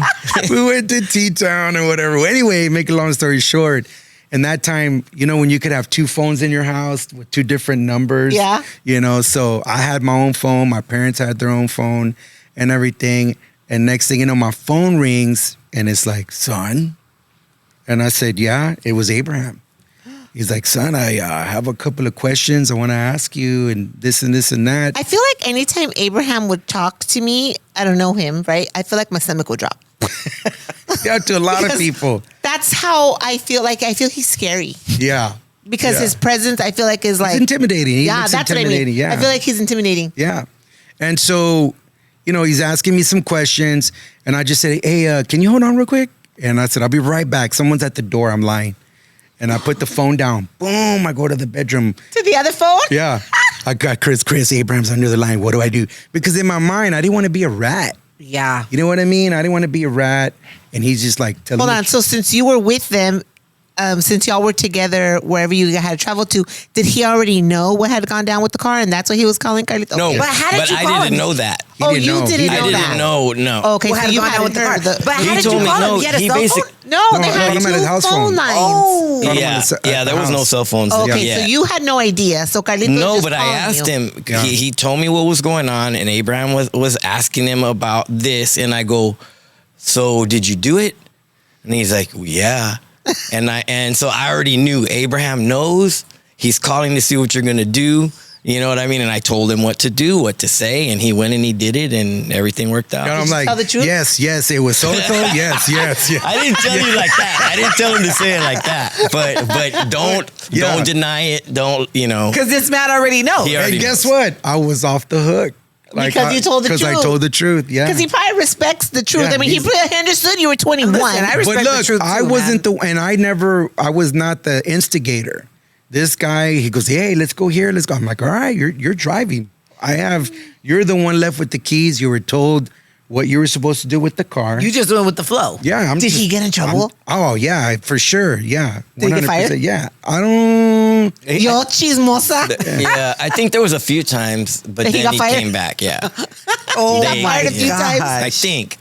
I don't But you know, I have to say too, being on that tour, I had a lot of, because I was close to him. You know what I mean? So they already were married. So Yeah. he got away with a lot of. I got Yeah. a lot of weight. Because you were Chris's bestie. He didn't get Hey, it. it's all about who you know. So we all have seen the Selena movie with Jennifer Lopez, and then we saw the remake. It was like a 2-part, The like series? little mini series. I think that was on Netflix, right? I Yeah. think so, yeah. Yeah. Yeah. How do you feel about how? Well, did anybody like consult with you about your characters? For the movie, yes. For the series, no. That was partly because of the COVID restrictions that everybody was under, and they were filming it in Mexico. And the other thing too about the series is that was more from her family's perspective. Oh, okay. You know what I mean? And so, like, some people have come back at me and they're like, they'll mention how in the movie when we discuss eloping and, you know, whatever, that's one way, which that's the truth, by the way. And then You guys did elope. no, the way it is in the movie is pretty much Exactly how it exactly what happened. Oh, okay, in the movie. In the movie. In the movie. In the series, it's a different story. In the series, like, my character's waiting outside the courthouse and like, are you ready to do this? Like if it had been planned. You know what I mean? Yeah. And what people don't understand is okay, I already said the way it really went down is in the movie, right? But what they don't understand is like, I think that's probably what she told Abraham after the fact. You know what I mean? And so that's their story. Yeah. Oh, got it. I see what you're saying. Because it was You know the what I family's perspective from and then things started clicking in my head because I remember when we were working on the movie and Gregory Nava, who you know, did all the... He directed it, right? He directed it, yeah. He had mentioned like that when Abraham was reading one of the roughs of the script and he got to that part, and I'm talking about like, no, I don't want to do it this way. You deserve to have your family there and your, you know, whatever the dress is. And she says, bridesmaids, you know, and then she says, it's never going to happen. That when he was reading that, he was like, where did you get this information? Who told you this? And he said, Chris did. Is that true? Yeah. Yeah, yeah, because I didn't know that she had told him. Right. You were telling your story. I was telling how it really went down, you know? So in a sense, I mean, that is their truth. Yeah. You know what I mean? Do you feel like the movie got you closer to who you, like the truer essence of you? If the movie was closer? Like to who Chris is? It's hard to say yes.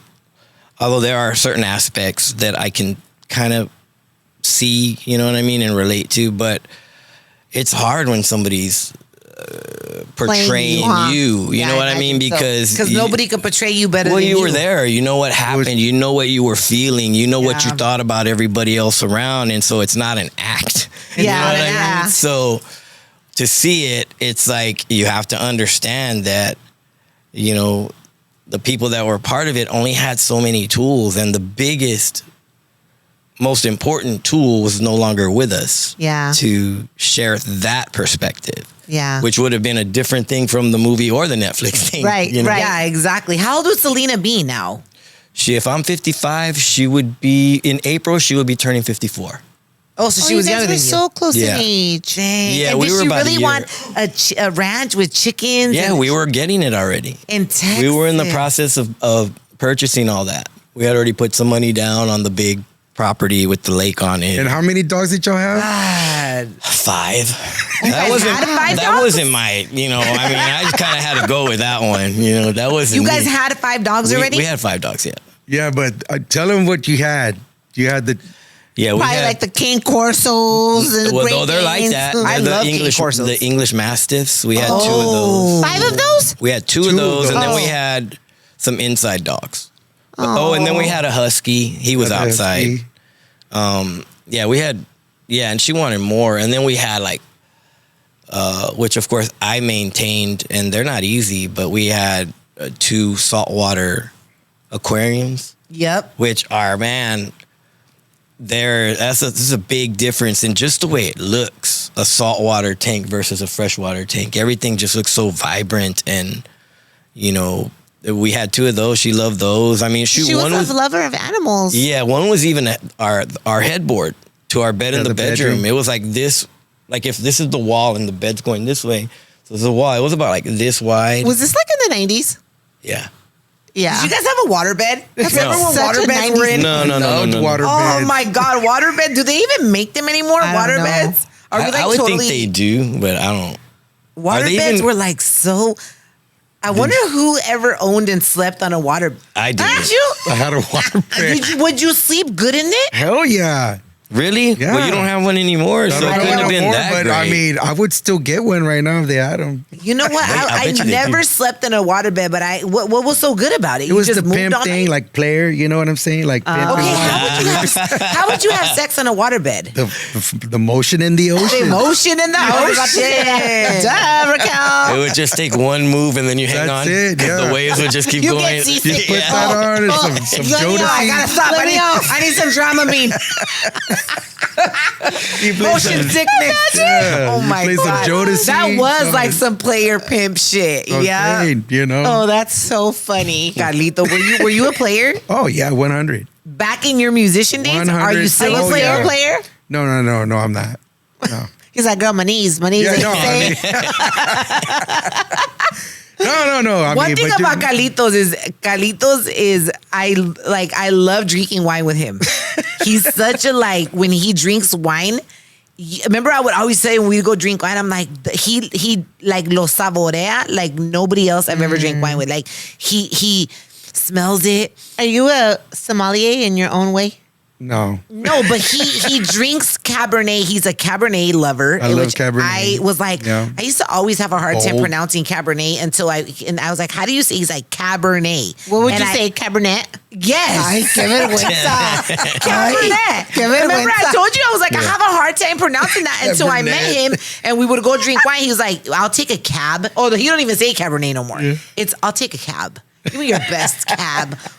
And speaking of wines, you have a wine line, right? That's Yeah, right. and him being such a wine guy wino? lover, I mean, it's the best wine you've ever had, right? yes, the best wine Stop I've ever it. had. What- Yes, what is it's it? really Well, good. Well, listen, I didn't.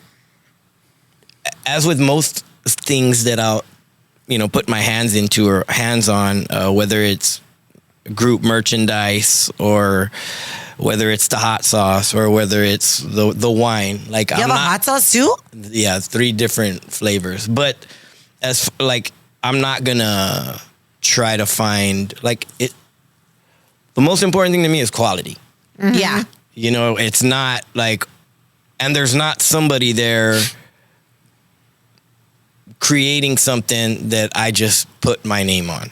Like I'm actually hands-on Hands-on, in yeah. there, learning about the process. Like the wine thing was a whole. That must have been fun.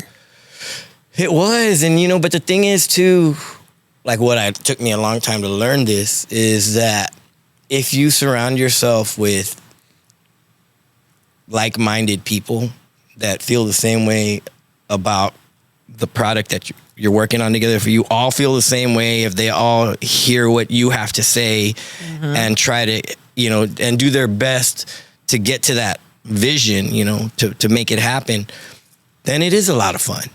There's some work involved, of course, but it's a lot of fun with the right people. Yeah. And so yeah, we ended up creating the wine and What is the name of the wine? It's 14, but it's in Roman numerals. It's an I don't Hold have on. it What's the here. website for it? It's Chris Perez Wine Collection.com. Okay. Wine collection, and it's really good. Again, I hear I'm a red kind That's of it. cab kind of guy, and I changed my palate changes a lot, and I started getting into organic red wine. Yeah. Last time I saw you. Yeah. So is this organic? No, but it's a red blend, but it's better than the organic, and wine drinkers know what it's like feeling the next day after you've had some wine. Yeah. With most wines, yeah. This one does not do that. Oh, I love the Yeah. labeling. Can I look at it? 14. Look it. It's like a lion face on Ooh, it. that's sexy. Are you a Leo? Like very Yes. regal. When's your birthday? Are you? August 14th. Ooh. 1969. Oh. I had nothing to do with that, man. That's my mom and dad. 1969. You're what? Great year. My husband is August 5th, 1969. Oh, He's yeah. a Leo as well. Okay, so this is what's on his website. I wanted to create a wine that is both smooth and has character. Something like a great guitar riff that grabs your attention right away. This full-bodied blend gives you hints of blackberry. Picture this, Susie. Blackberry, plum, and vanilla, all wrapped up with a slight smokiness. That sounds delish. The aromas open up as you pour, and like a good melody, you cannot get it out of your head. This wine was crafted by yours truly to resonate with every sip.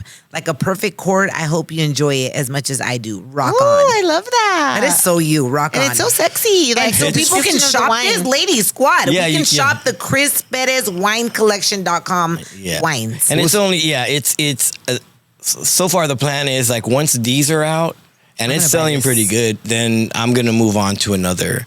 So get it while you can, is what you're saying. Yeah, I don't mean it like that. I know a lot of people You can do say that. whatever you I know, want, but I know a lot of Chris. people do that and then it's not the truth. They just say that so Oh, that people will go run to and get create it. FOMO? Yeah, but I think that once this is out, and we've already talked about it, so I'm pretty sure this is what's going to happen. Is once we're out of this stock, I'm gonna go on to another. Create Why don't another you keep? one. Because a red blend is always a good idea. No, it's great, and I might come back to it, but I want to experiment. I've a rosé learned so or much. what? That's come across the table, but I don't know. I'd have to like think about it. I haven't Or like gotten a that Malbec. far with it. But you know, because Like a Malbec. wines, the grapes are seasonal. Yeah, yeah. So that's if true. you want to get like the freshest harvest of whatever time of year, or what best grape or blend of grapes, you know what I mean? That's where the whole process starts. And where is Lodi, California? Lodi. Lodi. Oh, Lodi. Yeah, Lodi.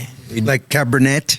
It's The best Cabernet is found in Lodi, Yeah. Lodi, there you go. California. sis. I never heard of Lodi. You haven't? No. It's in that like towards Central California. So that's where it gets made? Dang. No, that's where the grapes are from. And hold on. So the only place you can buy this wine is online.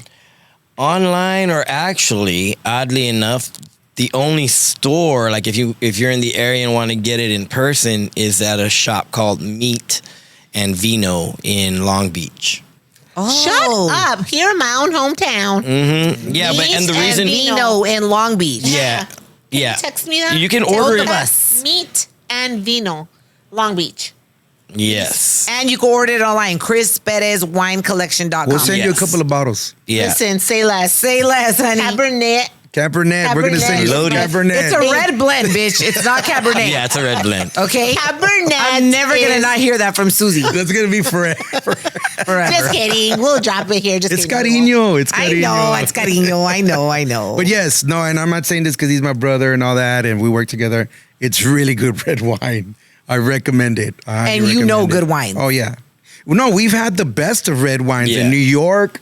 I mean, here in LA. I mean, but there's just no comparison. And how I figured that out was on Thanksgiving Day.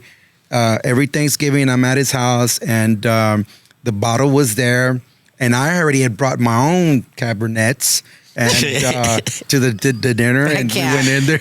And so I was like, all right, man, see you later. And I'm taking it, whatever. And I had finished the other stuff. And so I had his, and I didn't want nothing else but another bottle of what he had. That was it. Dang. And that's when I knew. Just off the back, I was like, holy shit, this is really good wine. Yeah. You know, Yeah. lately I've been really enjoying my red wines chilled. Really? He's Well, been they're doing supposed that to too. be. They're Yeah, supposed to. they A lot are. of people don't know that. I don't They're like not supposed that. to be like what you have your temp. refrigerator set at. That's a little too cold. Yeah. You know, but A little chilled is actually No, better. yeah, I feel yeah. like it brings out the flavor more, don't you? yes, and I forgot. I feel so. Anyway, Isn't it I like know the 30 number. I something? know what the number is. No, Apparently you don't. no, I just can't remember it right No, now. I he- just can't I knew remember. Shots fired. Well, that's why they have. Drawing Like, a blank. It's okay. but that's why people store it down in their cellars. It's colder down yes, there. yes. You know what I mean? And Remember then, your wine cellar, Minta? Oh yeah, Yeah. I have one at home underground. There you go. and She keeps all her Cabernet from Lodi. down there, nice and Chris, chill. look it up.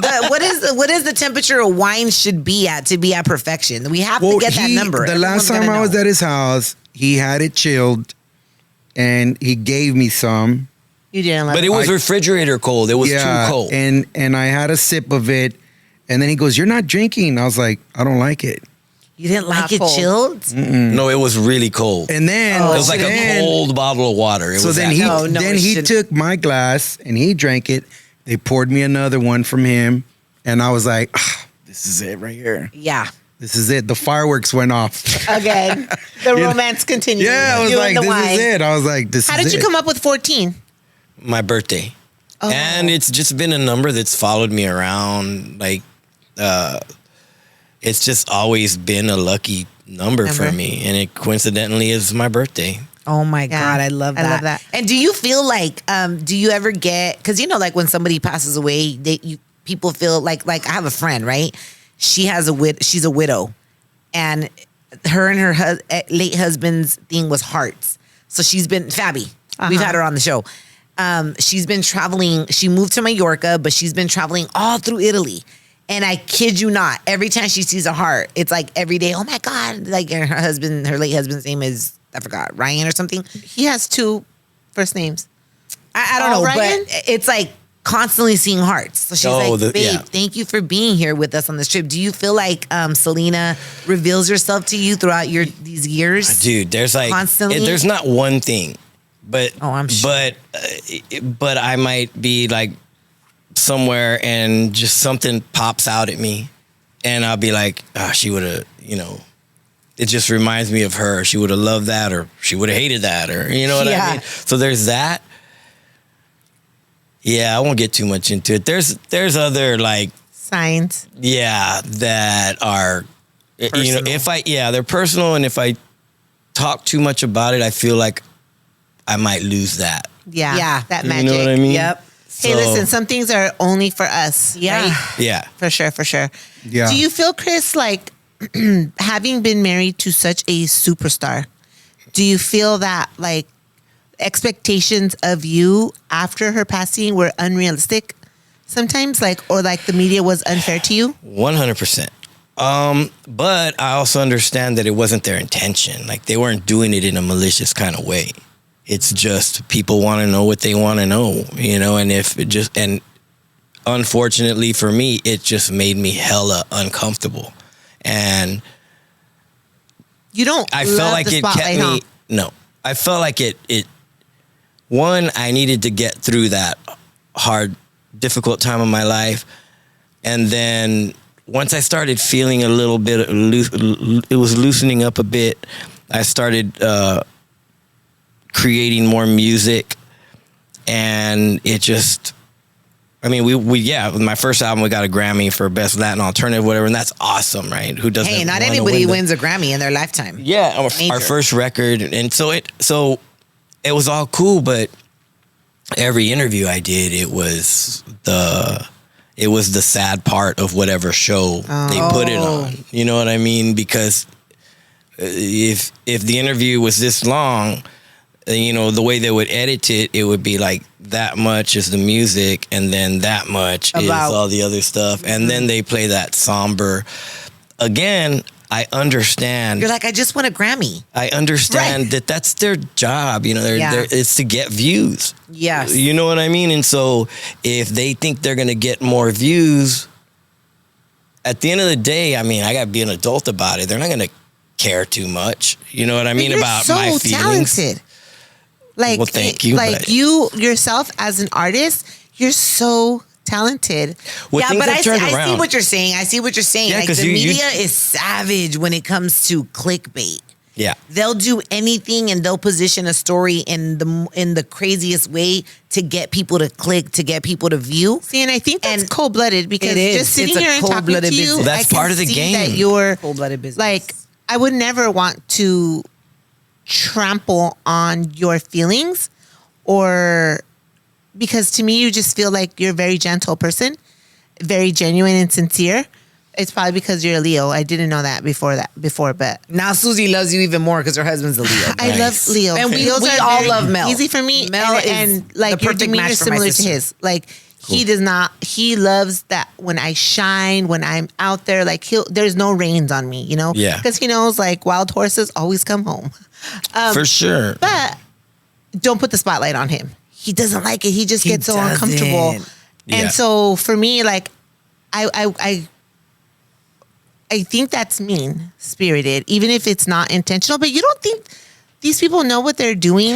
Like, no, they know what they're doing. They don't care. They don't care. That's just they don't care, because that's their job. If you're somebody who has a job on TV, you have to. Everybody has their main thing is like with getting those numbers up, the ratings and all that. So what's that going to take? Yes. Screw what comes after that. And that goes back to what I was telling you guys about 15, 16, 17 years old, being at home, just playing guitar all day on the edge of my bed, listening to my favorite records, and wanting to be in the industry, not knowing what the business was, not knowing everything that comes along with it, and then even more so living blindly in it, because I was in Selena, I was in Selena's band with Selena and Lustino, so I didn't have to do much of any interviews or or you just be rocked out in your craft. Yeah, and I got to play in a badass band with some amazing musicians and songwriters and learn, whatever. And I was only interested in wearing one hat, so to speak, and that was the guitar player hat. Yeah. I've since, matured, grown up, whatever you want to call it, into wearing different hats, whether it's songwriting, production, guitar playing, delegating jobs or, assignments to people. And because like I mentioned earlier, you're only as cool or as good as the group the people you have around you. There's no way I could do what I do. I get a headache just thinking about it if I didn't have the crew that I have around me or the friends or, people to bounce stuff off of and to understand what my vision is and to help me get there. Yeah. I believe that it's changing. Chris just recently did an interview with, was it Latin Billboard or? Yeah, it's changing. Yeah. It's changing. I mean, it's 20 something, almost 30 years later. I know, but the shout out to Justino who did the interview with Chris. LA Times, yeah. Chris had called me and said, "Hey man, you're going to receive a call. They want to, I guess, call it a fact check or whatever you want to call it or whatever." And I happen to know this guy. I was like, "Holy shit." I'm like, "All right. Weird how these things connected or whatever." And I'm like, "Justino?" I'm like, "Yeah."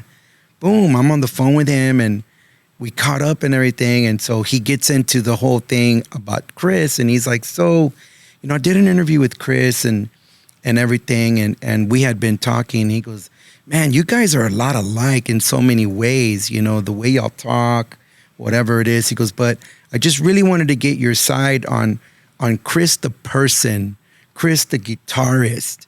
And I was just like, "Dude, thank you, man. Finally, someone is going to give this dude the light that I've always known since we were kids." Yeah. I'm like, the dude is an amazing guitarist. Why do you think he was with Los Dinos? You know what I mean? I get that the marriage, but don't take away that thing that he's got that he's always known for.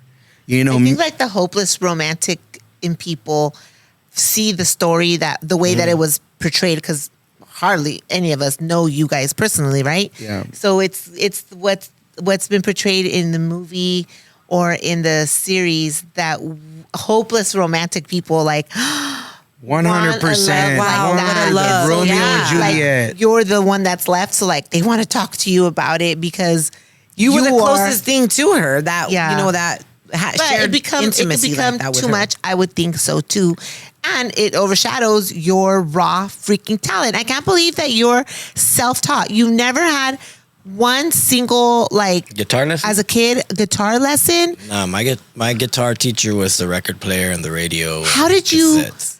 How did you? I had a. They didn't have YouTube. I I don't even know how to I know say where it. you're going. Yeah, learn where your fingers go. Yes. Even, Well, whatever. our dad played the guitar, just so you know, Oh, did he? in the church Acoustic. choir, and he made my mom fall in love with him in El Salvador with the guitar. I would see. Okay, The guitar Going to- is going one of to the church. sexiest instruments. I wanted so bad to play guitar. That was, you would see the guys up there playing the acoustic guitar, strumming. I didn't know what their fingers were doing, but I saw where they were going.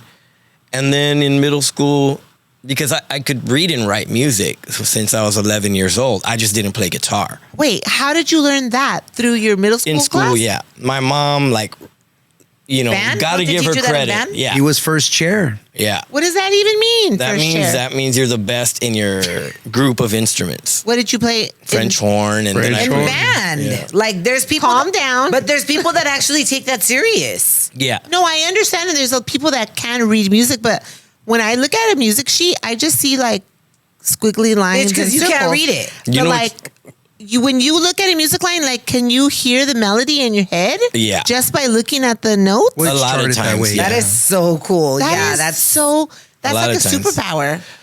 no, I it's mean- something you learn. Yeah.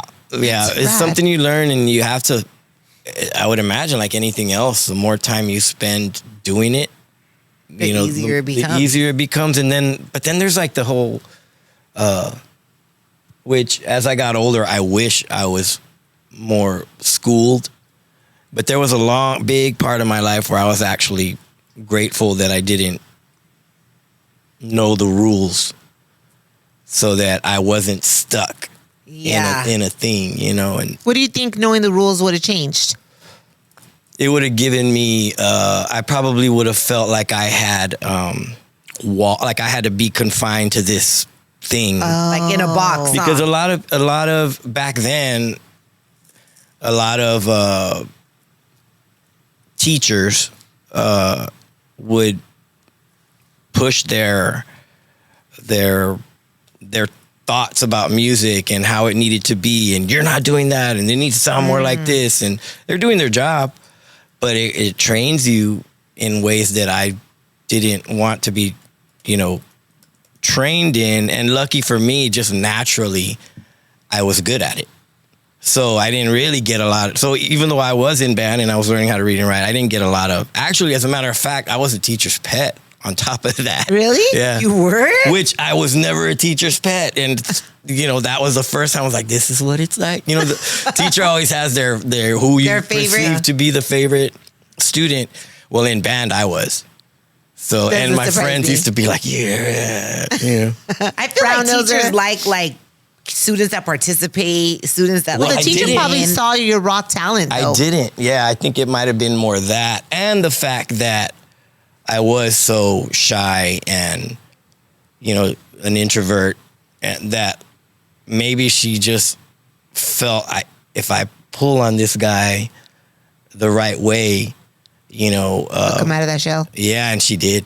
There are some musically good speaking, teachers she out did. there. I was gonna say, that are able to see you're that. an introvert, right? You would be classified that, but on the guitar, it's like a whole He's a different other person. Yeah. I feel like that's Beyonce too.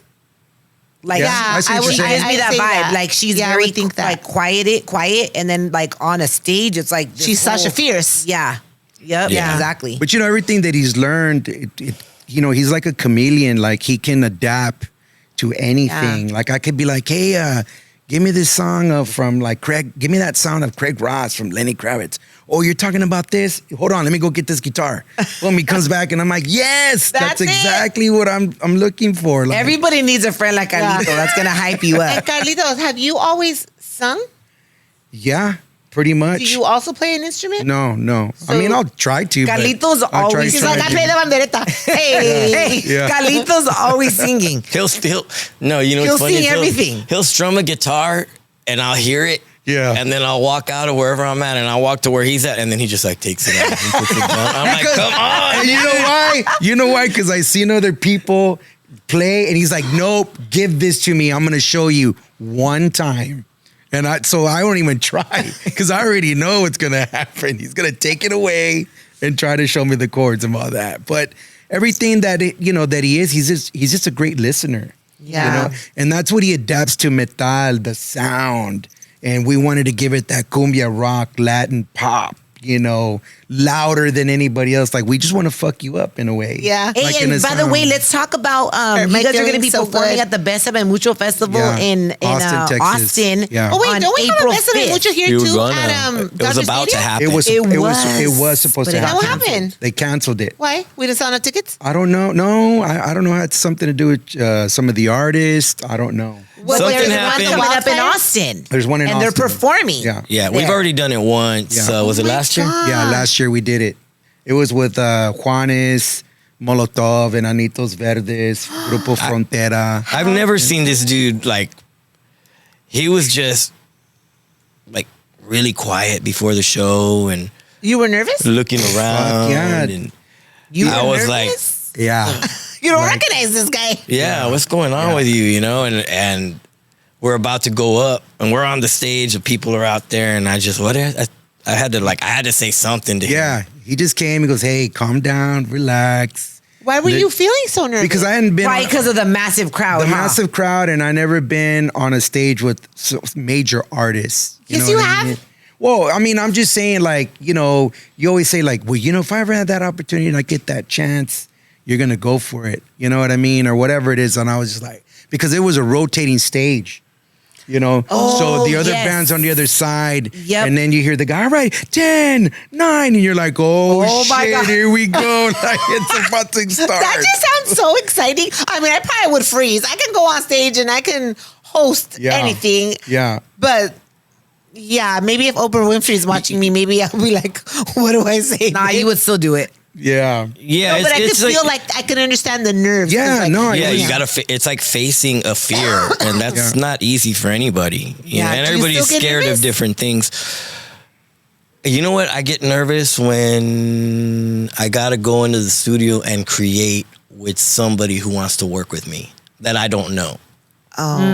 Because I have a fear of like, I'm gonna walk in, everybody's like, hey, what, you know, and hugs and handshakes and whatever, and then I have this fear like I'm gonna sit down, take my guitar out, and nothing's gonna come to me. You know, Isn't that crazy how our minds plays tricks on us? Yeah, but that has never happened. But it never will. It's still something that I have nightmares about that. And in my nightmare, I'm like trying to think, and I can't think of anything, and then it brings up these feelings of like, man, what a loser, or no talent, and you know, wasting people's time, and you know, oh, that's all hype. He's nothing but a, you know, that in my dream is what's going on. You know, well, I'm glad you shared that, because I think a lot of people look at people that have been successful or have achieved more success than them, or have a bigger spotlight on them, and think like, oh, they're just so lucky, or they must be fearless, or they probably never get nervous. But to know that you still do have maybe some sort of insecurity, or you could get stage fright even for a minute, like, it brings you down to a level that's a little bit more relatable, and people can understand, like our listeners can understand, like, even if I'm nervous or even if I'm scared, I can still go out and rock it. Yeah, you still got to push through. Did you guys kill it? Like, yeah, no, I mean, he was right next to me. He's my left side. And I would just think of the first couple of lyrics, just get through the first lyrics. And I was like, all right, good, I'm golden. You know what I mean? Yeah. Is it a fear of yours that you may forget the lyrics? Yes. Has that ever happened to you? Yeah, hell yeah, that's happened. And what do you do when you forget I just point to the crowd. oh, that makes sense. That's what artists do. Yeah, right. That makes sense. Yeah. Did you ever feel like super intimidated that people would compare you to your dad? Hell yeah, my Like dad was filling those shoes? He was, I was very intimidated. My dad had an incredible voice, and I heard it from everybody. You know what I mean? And when you listen to his music, you can hear it. You know, here's a guy who was born in Moncloa, Coahuila, you know, Nueva Rosita, Coahuila, and came to the U.S. and conquered it, you know? And as they say, si se puede, but when you hear his voice, you can see why he really wanted to be in the U.S. Yeah. You know, and he had a strong voice. It was second nature to him. Like, he was just like Selena, like another natural singer. Can we find your dad's music on Spotify? You can find it on Apple Music. Okay, Yeah. what do we type in? Carlos Miranda. Carlos Miranda. Yeah. Okay, squad, look him up. Carlos Miranda. He's Carlito's dad. Yeah. Father. Yeah. So I'm Carlos Miranda Jr., you know? Yes. So yeah, of course, I would hear it a lot. And, you know, I'll be honest, man. I mean, through my career, I've been told I couldn't sing. I've been told a lot. Who told you that? A lot of people in the business, you know what I mean? A lot of people in the business. You know? Susie, this business is so cutthroat. It's so fucking cutthroat. From music to radio to television to acting. It's a super duper cutthroat business where it's like, if you don't need to be. That's unnecessary. That's some bullshit. Yeah. No, but it's like that. Like in even different parts of the entertainment industry, it's just savage. Like, and then you wonder like why people are how they are sometimes, or how people haven't allowed this industry to taint them, and they're actually still good humans. Yeah. Because That would be more. That's more surprising to me. Yeah. The people are jerks. like right now when I see what's happening with Kanye, like that's like I'm No, but just it's like, the way Kanye, he's what still is crazy. happening with him? Like, he has so much talent. I mean, he's had amazing albums, and it's just like, you're out here rocking a shirt with the swastika on it.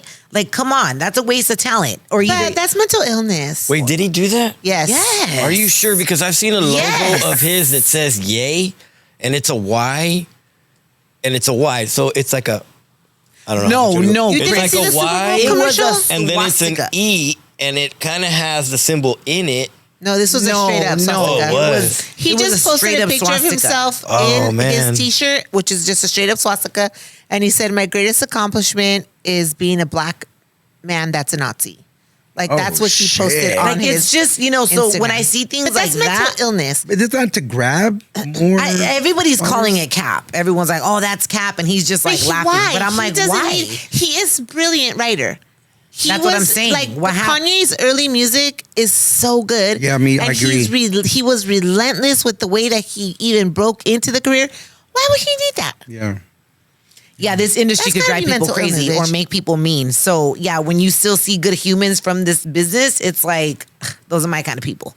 Yeah. You What know, I have to do is shout out to, well, he's no longer here no more with his Oscar's brother, Henry Gonzalez, who was the manager of La Mafia.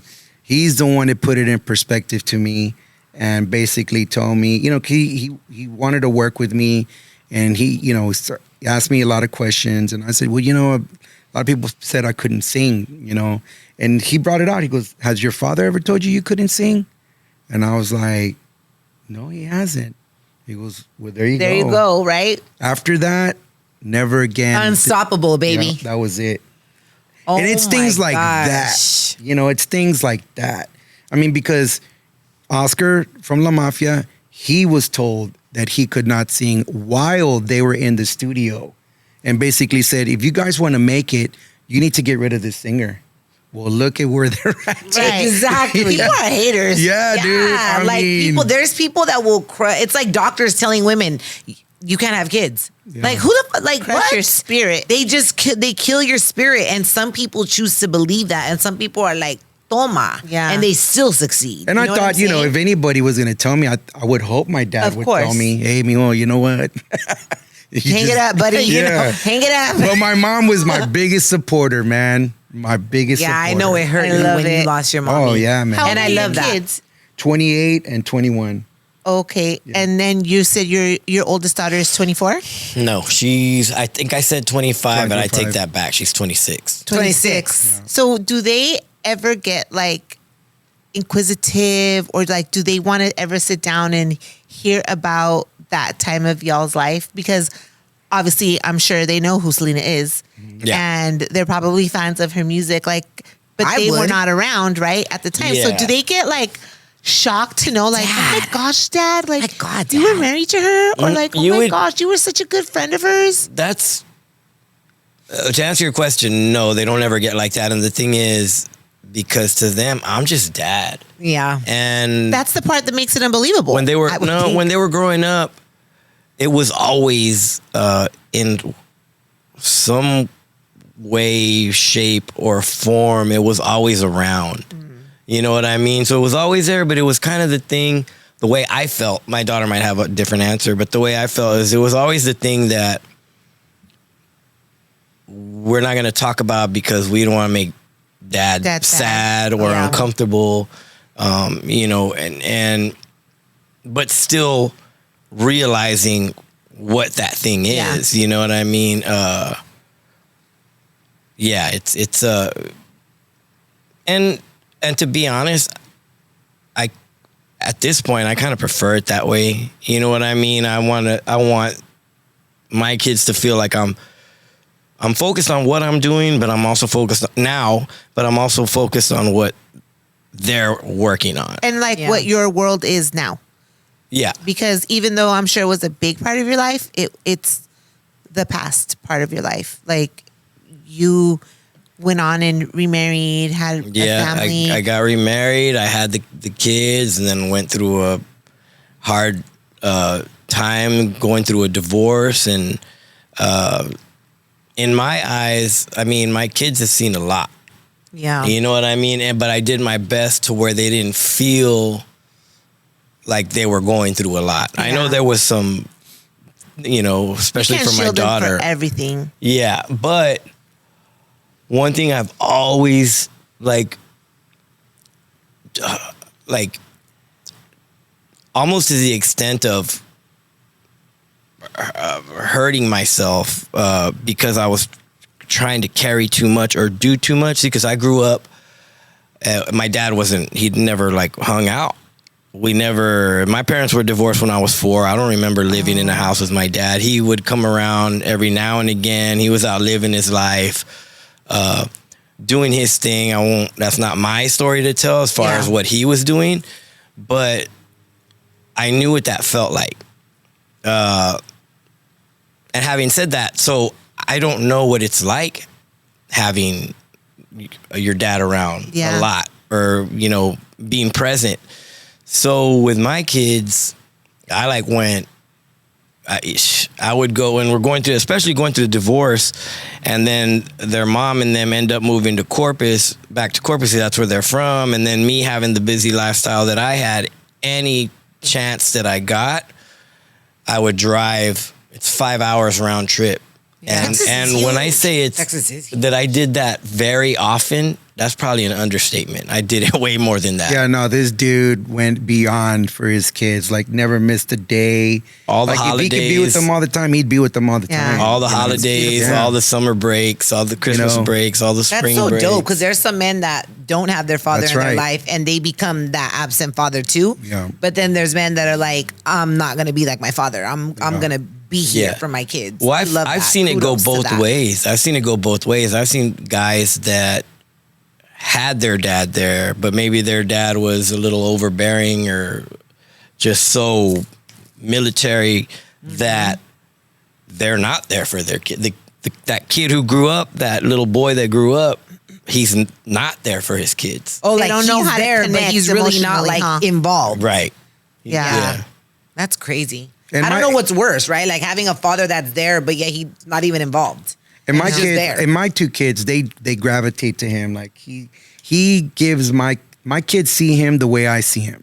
Yeah. You know what I mean? Chris. They don't. Yeah, he's Uncle Chris, and it's like they know about her, but they pay attention to him. Yeah. They don't bring up nothing, or, I mean, you know. You know how he said earlier, like, so every now and again somebody will call him and say something maybe in a negative way about me, and he's like, you know, I'm gonna tell him, right? Well, yeah, there's one story where his son Carlos, he calls me and he's like, hey, what's up, Uncle Chris? I'm like, hey, what's going on? And you know, we're talking, and he says, but don't tell my dad. I said, what did you do? He says, I got a tattoo. I'm like, where did you get it? And he told me where I got it, and I said, what is it of? He told me what it was, and I said, all right. I didn't tell him, you know, I'm going to tell him. But I was like, wow, okay, everything cool? Did it come out, whatever? Anyway, we get off the phone, and I call this dude, and I'm like, hey, man. I just got off you know, when I started telling him everything, he was like, what? Shut. I'm like, dude. How old was he? He was young. I think he wasn't even 21 yet. Were you mad? No. I mean, again, he told me, and so I said, but he's really, you know, he doesn't want to. He's really scared or whatever, and I was like, all right. That's kind of good. That was his way of letting dad know. Your kids have a little bit of Like, fear. You know what I mean? Yeah. Even though Susie's crazy ass took me when I was, how old, 16 to get my tongue pierced. I got my first tattoo at 15. She took me to get my tongue pierced, and I was like, my dad. I'm a rock star. Oh my too. God. My dad, the things we put my dad through. Oh my God. Because of my parents' divorce, we stayed living with my dad. Long story. You'll hear it in my book one day. But yeah. And then my dad was like, noticed that I was talking funny. Yeah. Oh, I was like, you tried to, how are you going to hide a tongue piercing? And we couldn't. For me. But we couldn't hide it. No, I was going to say, how are you going to hide it? Were you talking like Sylvester? Yes. No, and then I started like on what I kept it on for a long time, and then on the radio, it chipped one of my teeth. One of my teeth. And I was like, I on the radio. I went to the bathroom. I took that motherfucker off. I was like, never again. I was pissed, man. Wow. But yeah, speaking of tats, Chris, did you ever tat any Selena tattoos on you? No. No? I never did. You didn't put like a placazo on you? No. I got one. That's the first rule of when you're dating or married to somebody. I mean, he was married to her. Don't tattoo them on your body. Well, he was married to her. Yeah, well, the thing fairness. was, okay, not so even like a portrait. I would you know what? Look, it wouldn't be a hard thing for me to do. It wouldn't be difficult. I'm not afraid of sitting through the ordeal or the process. It's not that. Because I see you have tats. It's the fact that I know how much she did not like them. She did not like tattoos. She did not like them. Yeah, Selena would have been like Kim Kardashian. She's like, you do not put bumper stickers on a Ferrari. Like Selena was like we like to decorate stuff. Decorate. Yeah, but she said, No, Kim said that. Well, no, he just said that I know. Selena did. So she would have never gotten a tattoo, like from what you know of her. I don't know. Honestly, I don't know. All I know is that at that point in time, She wasn't a fan. heck no. Oh yeah, And they had, it was different back then, though. it was. It was You more know, taboo. yeah, I remember for how sure. It was different definitely more taboo. Yeah. So with your guys' project, you guys have released 2 songs already. How many total are going to be? 5. 5 total? Yeah, 5. Yeah. And the when- other 3 will like, come what out is- this year. So this 2025, we can Yeah. expect the other 3? Yeah, by this 2025, of the end of this 25, all 5 will be out. What's going to be the name of the album? Well, they're singles, and then I went back to the old school ways of doing like graphics on Oh, on the singles? yeah. Oh, okay. And I That's wanted how Drake. and I came wanted up. I want to do like once it's all out. And I thought of the Kiss album where each member had their own whatever. Oh, So I want to do an yeah. album, an LP, and just do a limited edition of each logo of the graphic That's on a each good song. idea. That's dope. Yeah. You guys, make sure you guys follow them on social media. Official Grupo Metal. Yeah. And are you guys constantly posting on that page? Yeah, we're posting, and then we have our website that's just going to be coming back out. It's the official grupometal.com. Okay. And you can see all the tour dates and videos, merchandising. We're going to have a lot of merch. Are you guys going to Can come you send back us to some? LA? Yeah. And What's perform that? like here in LA? Soon, hopefully soon. We'll Yeah. be coming You'll out let us here know? pretty soon. Yeah. I could see So you we guys can, we can roll deep with our squad? Yes. I could see you 100. guys having like an intimate show, like at the House of Blues. Yeah, like yeah. vibey, Yeah. like that. You know? Yeah. Let us Can we know. go We're somewhere there. where they have seats. Bitch. House of Blues, you got to stand up. Oh, you Yeah. do, Oh, I thought right? they had tables They around do- that part. No, they do it like in the balcony, I think. They have seats, but not at the bottom. Yeah, I couldn't 'cause believe they did away with the conga room. I know. Yeah. That was such a good place to Yeah, it like was so dance dope. salsa. It's been a long time. The last time I went there, we saw La India Wow. for New Year's Eve. When I Wow. tell you, Wow. Oh my God, let me tell you, man. Yeah, I she's badass. smoked cannabis with La Badass. India. Wow. Let me tell you, it was like on my bucket list to get high with her. Wow. I wanted to like enjoy a blunt with La India. And I remember I hosted it one year when I was on the radio and I was backstage and I didn't know, like somebody had told me she was a smoker. And at that time, like I love cannabis. And I remember I was backstage and, when the artist is there, they're not going to tell them no. It smells like anything and everything, whatever they want to drink. And I remember I was with all her team and they started passing the blunt around and I was like, oh my God, I Bucket got list. to smoke That's that with La hilarious. India. Yeah. And I did. It was like one of the best New Year's Eve memories that we have. Core memories. Core memories. Wow. Core memories. My Wow. mom was there. Some Puerto Rican honey I was dating was there. Who else was there? me. And you and my mom and who else? Somebody That's else. it. That's it? Core memories, Carlito. Core memories, Chris. the India, La India. La India Yeah. show. Oh my God. I'm so thankful y'all slid through the podcast man. studios and hang out with us. No, awesome to do it in California. Literally. Awesome to do it with you and your family. Thank you. and all Thank that. you. And thank you for asking about our mom. I know Yes, you I love my mom. love your mom. She's got that soul. Yeah, she reminds me a lot of my mom. Yeah. You know, my mom she just has got that soul. great soul. It's just something about her. And every time that I get a chance to talk to her, we would get into the God conversations, and My mom she's loves like, God. light up real Yeah. quick. Oh, she's the prayer warrior number Yeah, one. Every yeah. day we get a prayer from my mom. Oh, there you but go. we're blessed Yeah. because there's people that their parents hate them, Yeah. and it's just like, oh my God. Well, my Yeah. mom would pray all the time. You have a praying mama. Lighting candles, rosaries, you name it. All of it. Just to take care of us. So, it's awesome to be here with you guys finally, especially doing it here Yeah, I in know. California. And then also, the whole thing of the decade of the book, since that time up to now. I think I gotta be honest. I haven't finished the book. Don't tell me how it ends because Yeah, you there's wrote some it. surprises in I'm it. like halfway through the book, and I haven't picked it up again. And this is my sign that I need to finish my book. To Selena with Love, right? Is the name of the Yes, book? yes, Yeah. yes. Was it hard to write that book? Did you cry? Yeah, but it wasn't hard because it's just kind of like it felt like for the first time, like just opening the floodgates and letting it out. Oh my gosh. And then once I did all that, then I was like, okay, I'm keeping that, I'm keeping that, I'm keeping that, I'm keeping that. But you can put the rest in the book. Yeah. Yeah. You know, because like we said earlier, there's just certain things that like I didn't put up. You and her. Yeah, I didn't tell myself I wasn't gonna put anything in there. I just let it all out. And then I took some stuff back because you know, it's I just for really you love and how her. you keep some of that shit close to your heart. Like that's for me only. Well, 'Cause there, as a married But that's woman, true partnership, not like Twitch's ex-wife that Yes. like wrote an entire book divulging all his information. as like a married that's woman, no there's loyalty certain right there. things that are just between my husband and I. yes. Yeah. And after his passing, I was so annoyed with that woman when she wrote that book about her husband. I wouldn't. It's just none of your business. It's Yeah. not my children's business. Hannah's my daughter-in-law. She's married to my middle son.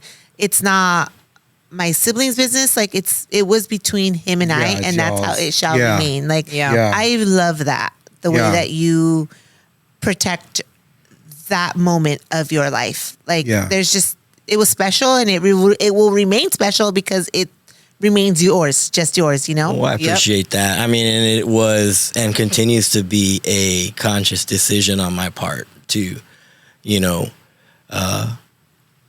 just some of those things it was me and her in a room, and the unspoken deal was this stays here. Yeah. You know, so I'm not gonna.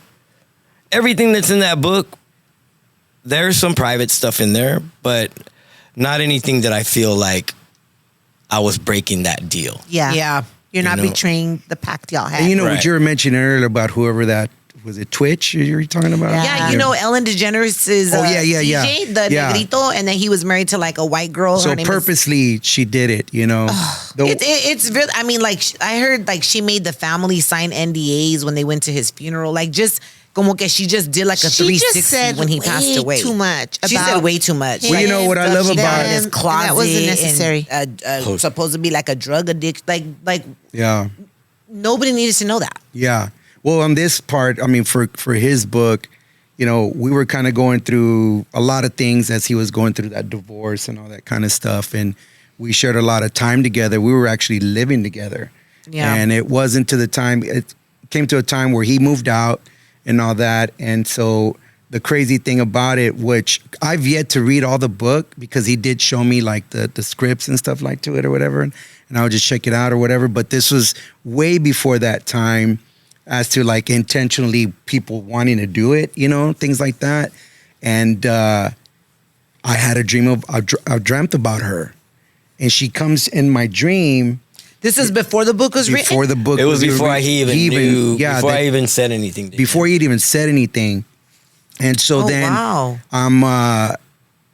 I had a dream and she comes to me, right? And in that dream, she's just being herself and she's like, hey, and we hugged and whatever. And then she's just like to the point, so what's up with Chris? And I just told her everything, what he was doing. Like, he's doing this, he's doing that, blah, blah, blah, blah, whatever. And Y'all had a catch-up session. yeah, we had a catch-up session, and then she just says, don't worry about it, I got it.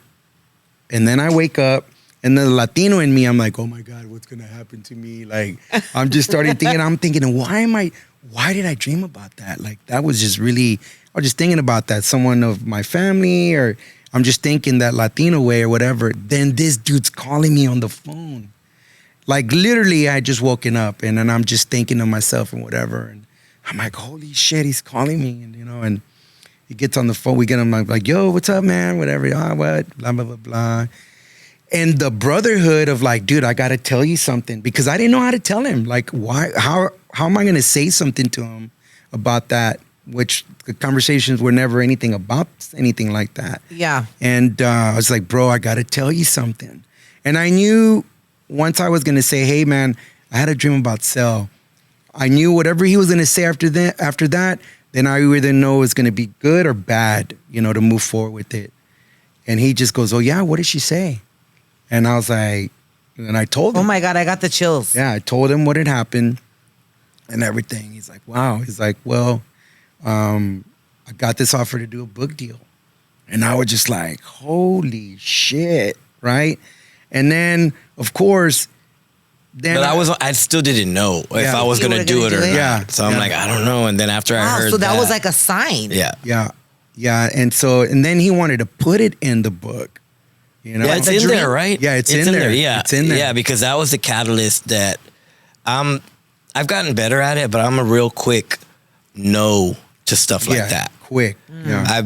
I'm still more no, but I'm like a slower no. If I think about it a little I'm bit a more, maybe which now. means more yeses come through, you know. But yeah, That's understandable though, man. You're protecting you're protecting your queen. That's Like, where you know it was organic. yeah, you know what like I mean? could see why it would be an automatic no. Like, Yeah. no, I don't Yeah. want nobody. Yes. Yeah. No. And when he said that, and I was just like, no. Like I wanted that to just be me and him. Mm-hmm. Like I wanted to keep that. Like, no, that's just for me and you. You know, whatever. And then whatever we're talking, I'm like, all right, well, just put Carlos. don't put Carlito or don't put nothing or anything. And there's only probably been like a handful of people that have come like, you're Carlos. You're Carlos. They connected the dots. Yeah, they Well, our connected the squad dots. is gonna know when they read Selena with Love. Oh yeah. Is it at the beginning of the book? I'm gonna go restart the book. Well, there's two. Actually, there's three different. There's the hardcover, which you can't find anymore unless No, the soft cover is the one I have. Yeah, the paperback is there's the first edition that came out, and then they did another one where I added a prologue to it. Oh. So which one I I have. think it's in all the versions, but I'm not 100% sure. Well, I Have have you the made it hard Audible? copies and I'm selling them for. No, don't start that. You didn't do Audible? Dude, it's so funny. They're trying to Trying to get me to do it, and I'm like, no. Yeah. You might if break down? somebody Why, you might but break even down? if somebody else narrates I- it, or you wouldn't It's want not anybody the else same to narrate it. when somebody. I thought about that, and that would probably, if it were to happen, that would probably be the way that I'd want to go. But I don't know. It's just something about it is not. It doesn't like excite me. Yeah. You know what I mean? The book is there. I kind of like. I don't want to ruin it by saying it, but I feel like, okay, musically speaking, when I hear a great song and I'm listening to the words, right, and the message is amazing, or just the story is awesome, right, I take that and I feel the way I feel about it, and it means something to me. Mm-hmm. And then when that artist, if they come out and they ask them about that song, and then they tell you what it was about, and it was nothing that Right. it had nothing to do with, you know what I mean? So What you felt. I think a lot of people have already read the book, and most of them that I've talked to, like at meet and greets or whatever, they're like, oh my God, you know, of course they say what they say about the book, and then they're like, and when I read it, I can hear you saying it. And I want them to have that. But I feel like if I were to actually read it, you're going to hear certain things in my voice. It's going to change something that you already feel. Yeah. And it might not be for now the I get better. what you're saying. You yeah. It want might it not to be for the remain better. pure. Got you. Their Got you. experience to remain Let me pure. call Because her I'm right now and tell her basically no. because essentially I'm acting now. Yeah. Now I'm acting. Oh, I get exactly That makes sense what you're because saying. I feel like in your art, anything you do, whether it's the wine or the hot sauce or you writing this book or your music, if it doesn't feel authentic to you, if it doesn't come from your heart, you don't want a part of it. Right. Like it has to be. And don't get me wrong, I've crossed that line a few times in my career, and that's how I learned my lesson. It's never worth it. Yeah. You know. I love that. That's See, I learned there's a something lot of new. I just integrity in figured that. it. I'm like, oh, that's what you're saying. Yeah. It's never worth it. There's a lot of It's never integrity worth in it. that because how many people do we That's all right. know Yeah, that do cross the line again and again and again because of the payday? Right. But instead of keeping the integrity and the consistency in your brand or what you know you stand for, right? Like I love Correct. that. Yeah. No, but it's funny because remember I was telling you about Diane Warren? Yes. How she wrote that. So when you think of the song that she wrote for Celine Dion, Because You Love Me, what do you think of? Her mom. Well, because you know the story. Well, yeah. Is that what? Oh God! See, if you didn't if play you along. don't know the story of my Because You Love Me, you think it's a love song. because you love me. Oh my, you know what I'm saying? Yes. Right? Yeah. You know the behind the story. Yeah. So in her documentary, I didn't know the story though, but okay, so apparently he does. So he killed it. You should have asked Chris. Oh my God. So yeah, so because you love me, everybody. So Diane Warren is notorious for writing love songs, even Right. though That she's has been never so many people's really wedding songs. experienced love. She's never really been in love, but she's a master at writing love songs, Yeah. right? So you would think this song was a About situation yeah. because you love me. Oh my God. Well, it was actually it's dedicated to her dad. Wow. Because her Because he- dad was the one that fed her writing dreams. Wow. And the dad would be like, "Oh my God," like the mom like kind of closed her off. Like, oh, you're not going to succeed. And the dad would like, okay, I'll take you here. I'll take you there. He fed her dream. So because you love me, she's like, I am who I am because Wow. my dad loved me Yeah. that way. Yeah. And it's a song that she wrote to her dad. Wow. It's not a love song. Yeah. That's So- kind of like but the it Juan is, Gabriel Does you love story. your daddy? Yeah, but a lot of people, like you said, it's a wedding song. A lot of people think it's that Think kind of it's love. Well, like love. Jodeci, all my life. He wrote that to his daughter. Casey, I think, wrote that song about his daughter in her birth. But so many people use it as a As a wedding song love because song. they feel, yeah. Yeah, it's crazy. Interpretation is so crazy. But oh my God, what an amazing conversation. I See, know. Just Thank a you group guys of homies I got for together. making time in your We could schedule to come literally visit us. Keep continue- on. keep And, on that's, and I talking. think that's important. It's to do It is. things kind of like what he was talking about on how his integrity. I think it's about other people that can take out from other people. Like, I think that's key It absolutely is. in interviewing or doing whatever it is, because other people would do it just for clicks and things like that. Yeah, that's one thing that people really love about our podcast is The our organic. guests that we bring on. It just feels like a free flowing conversation. Remember I told you? Yeah. Like, you know, he sent me copy points and stuff, but I'm like, at the end of the day, the conversation Look at 'em, yeah. is gonna flow. Like, and it always flows in such a beautiful direction. And so I think our audience is really gonna enjoy this conversation. I'm excited for the entirety of the project and Thank for you you. guys to come back because I really want to go and be there up front and second. Yes, you guys. So will- yeah, let don't us know. forget. Yeah, Let I us will know when you're definitely- Carlito Yeah. will not forget. I won't let him forget. And I will bring you the best bottle of Cabernet from Lodi. From I Lodi. promise. I'm never The gonna table not hear can say this. reserved for Cabernet. yeah. And Roxy's gonna know that that's Yeah. our table. Squad, We're y'all. right here. We're right I'm here. never gonna not hear it. Okay, I say it correctly now because of you, There you go. Cabernet. There you go. There I'm you go. craving a glass of Cabernet now too. Listen. Well, we'll be sending you some of Chris Perez's Oh my wine. God. Well, thank you, guys know. so No, much. thank Any last you. words for our wonderful people that are watching us? Just keep watching Straight Up with the Sisters. You Yeah. know, keep watching that. Straight Up Sisters. Oh, the Straight We Up- podcast. know what he meant. Well, I saw the. So I was Straight like, Up Sisters, the podcast. okay, sorry, with Straight Up Sisters.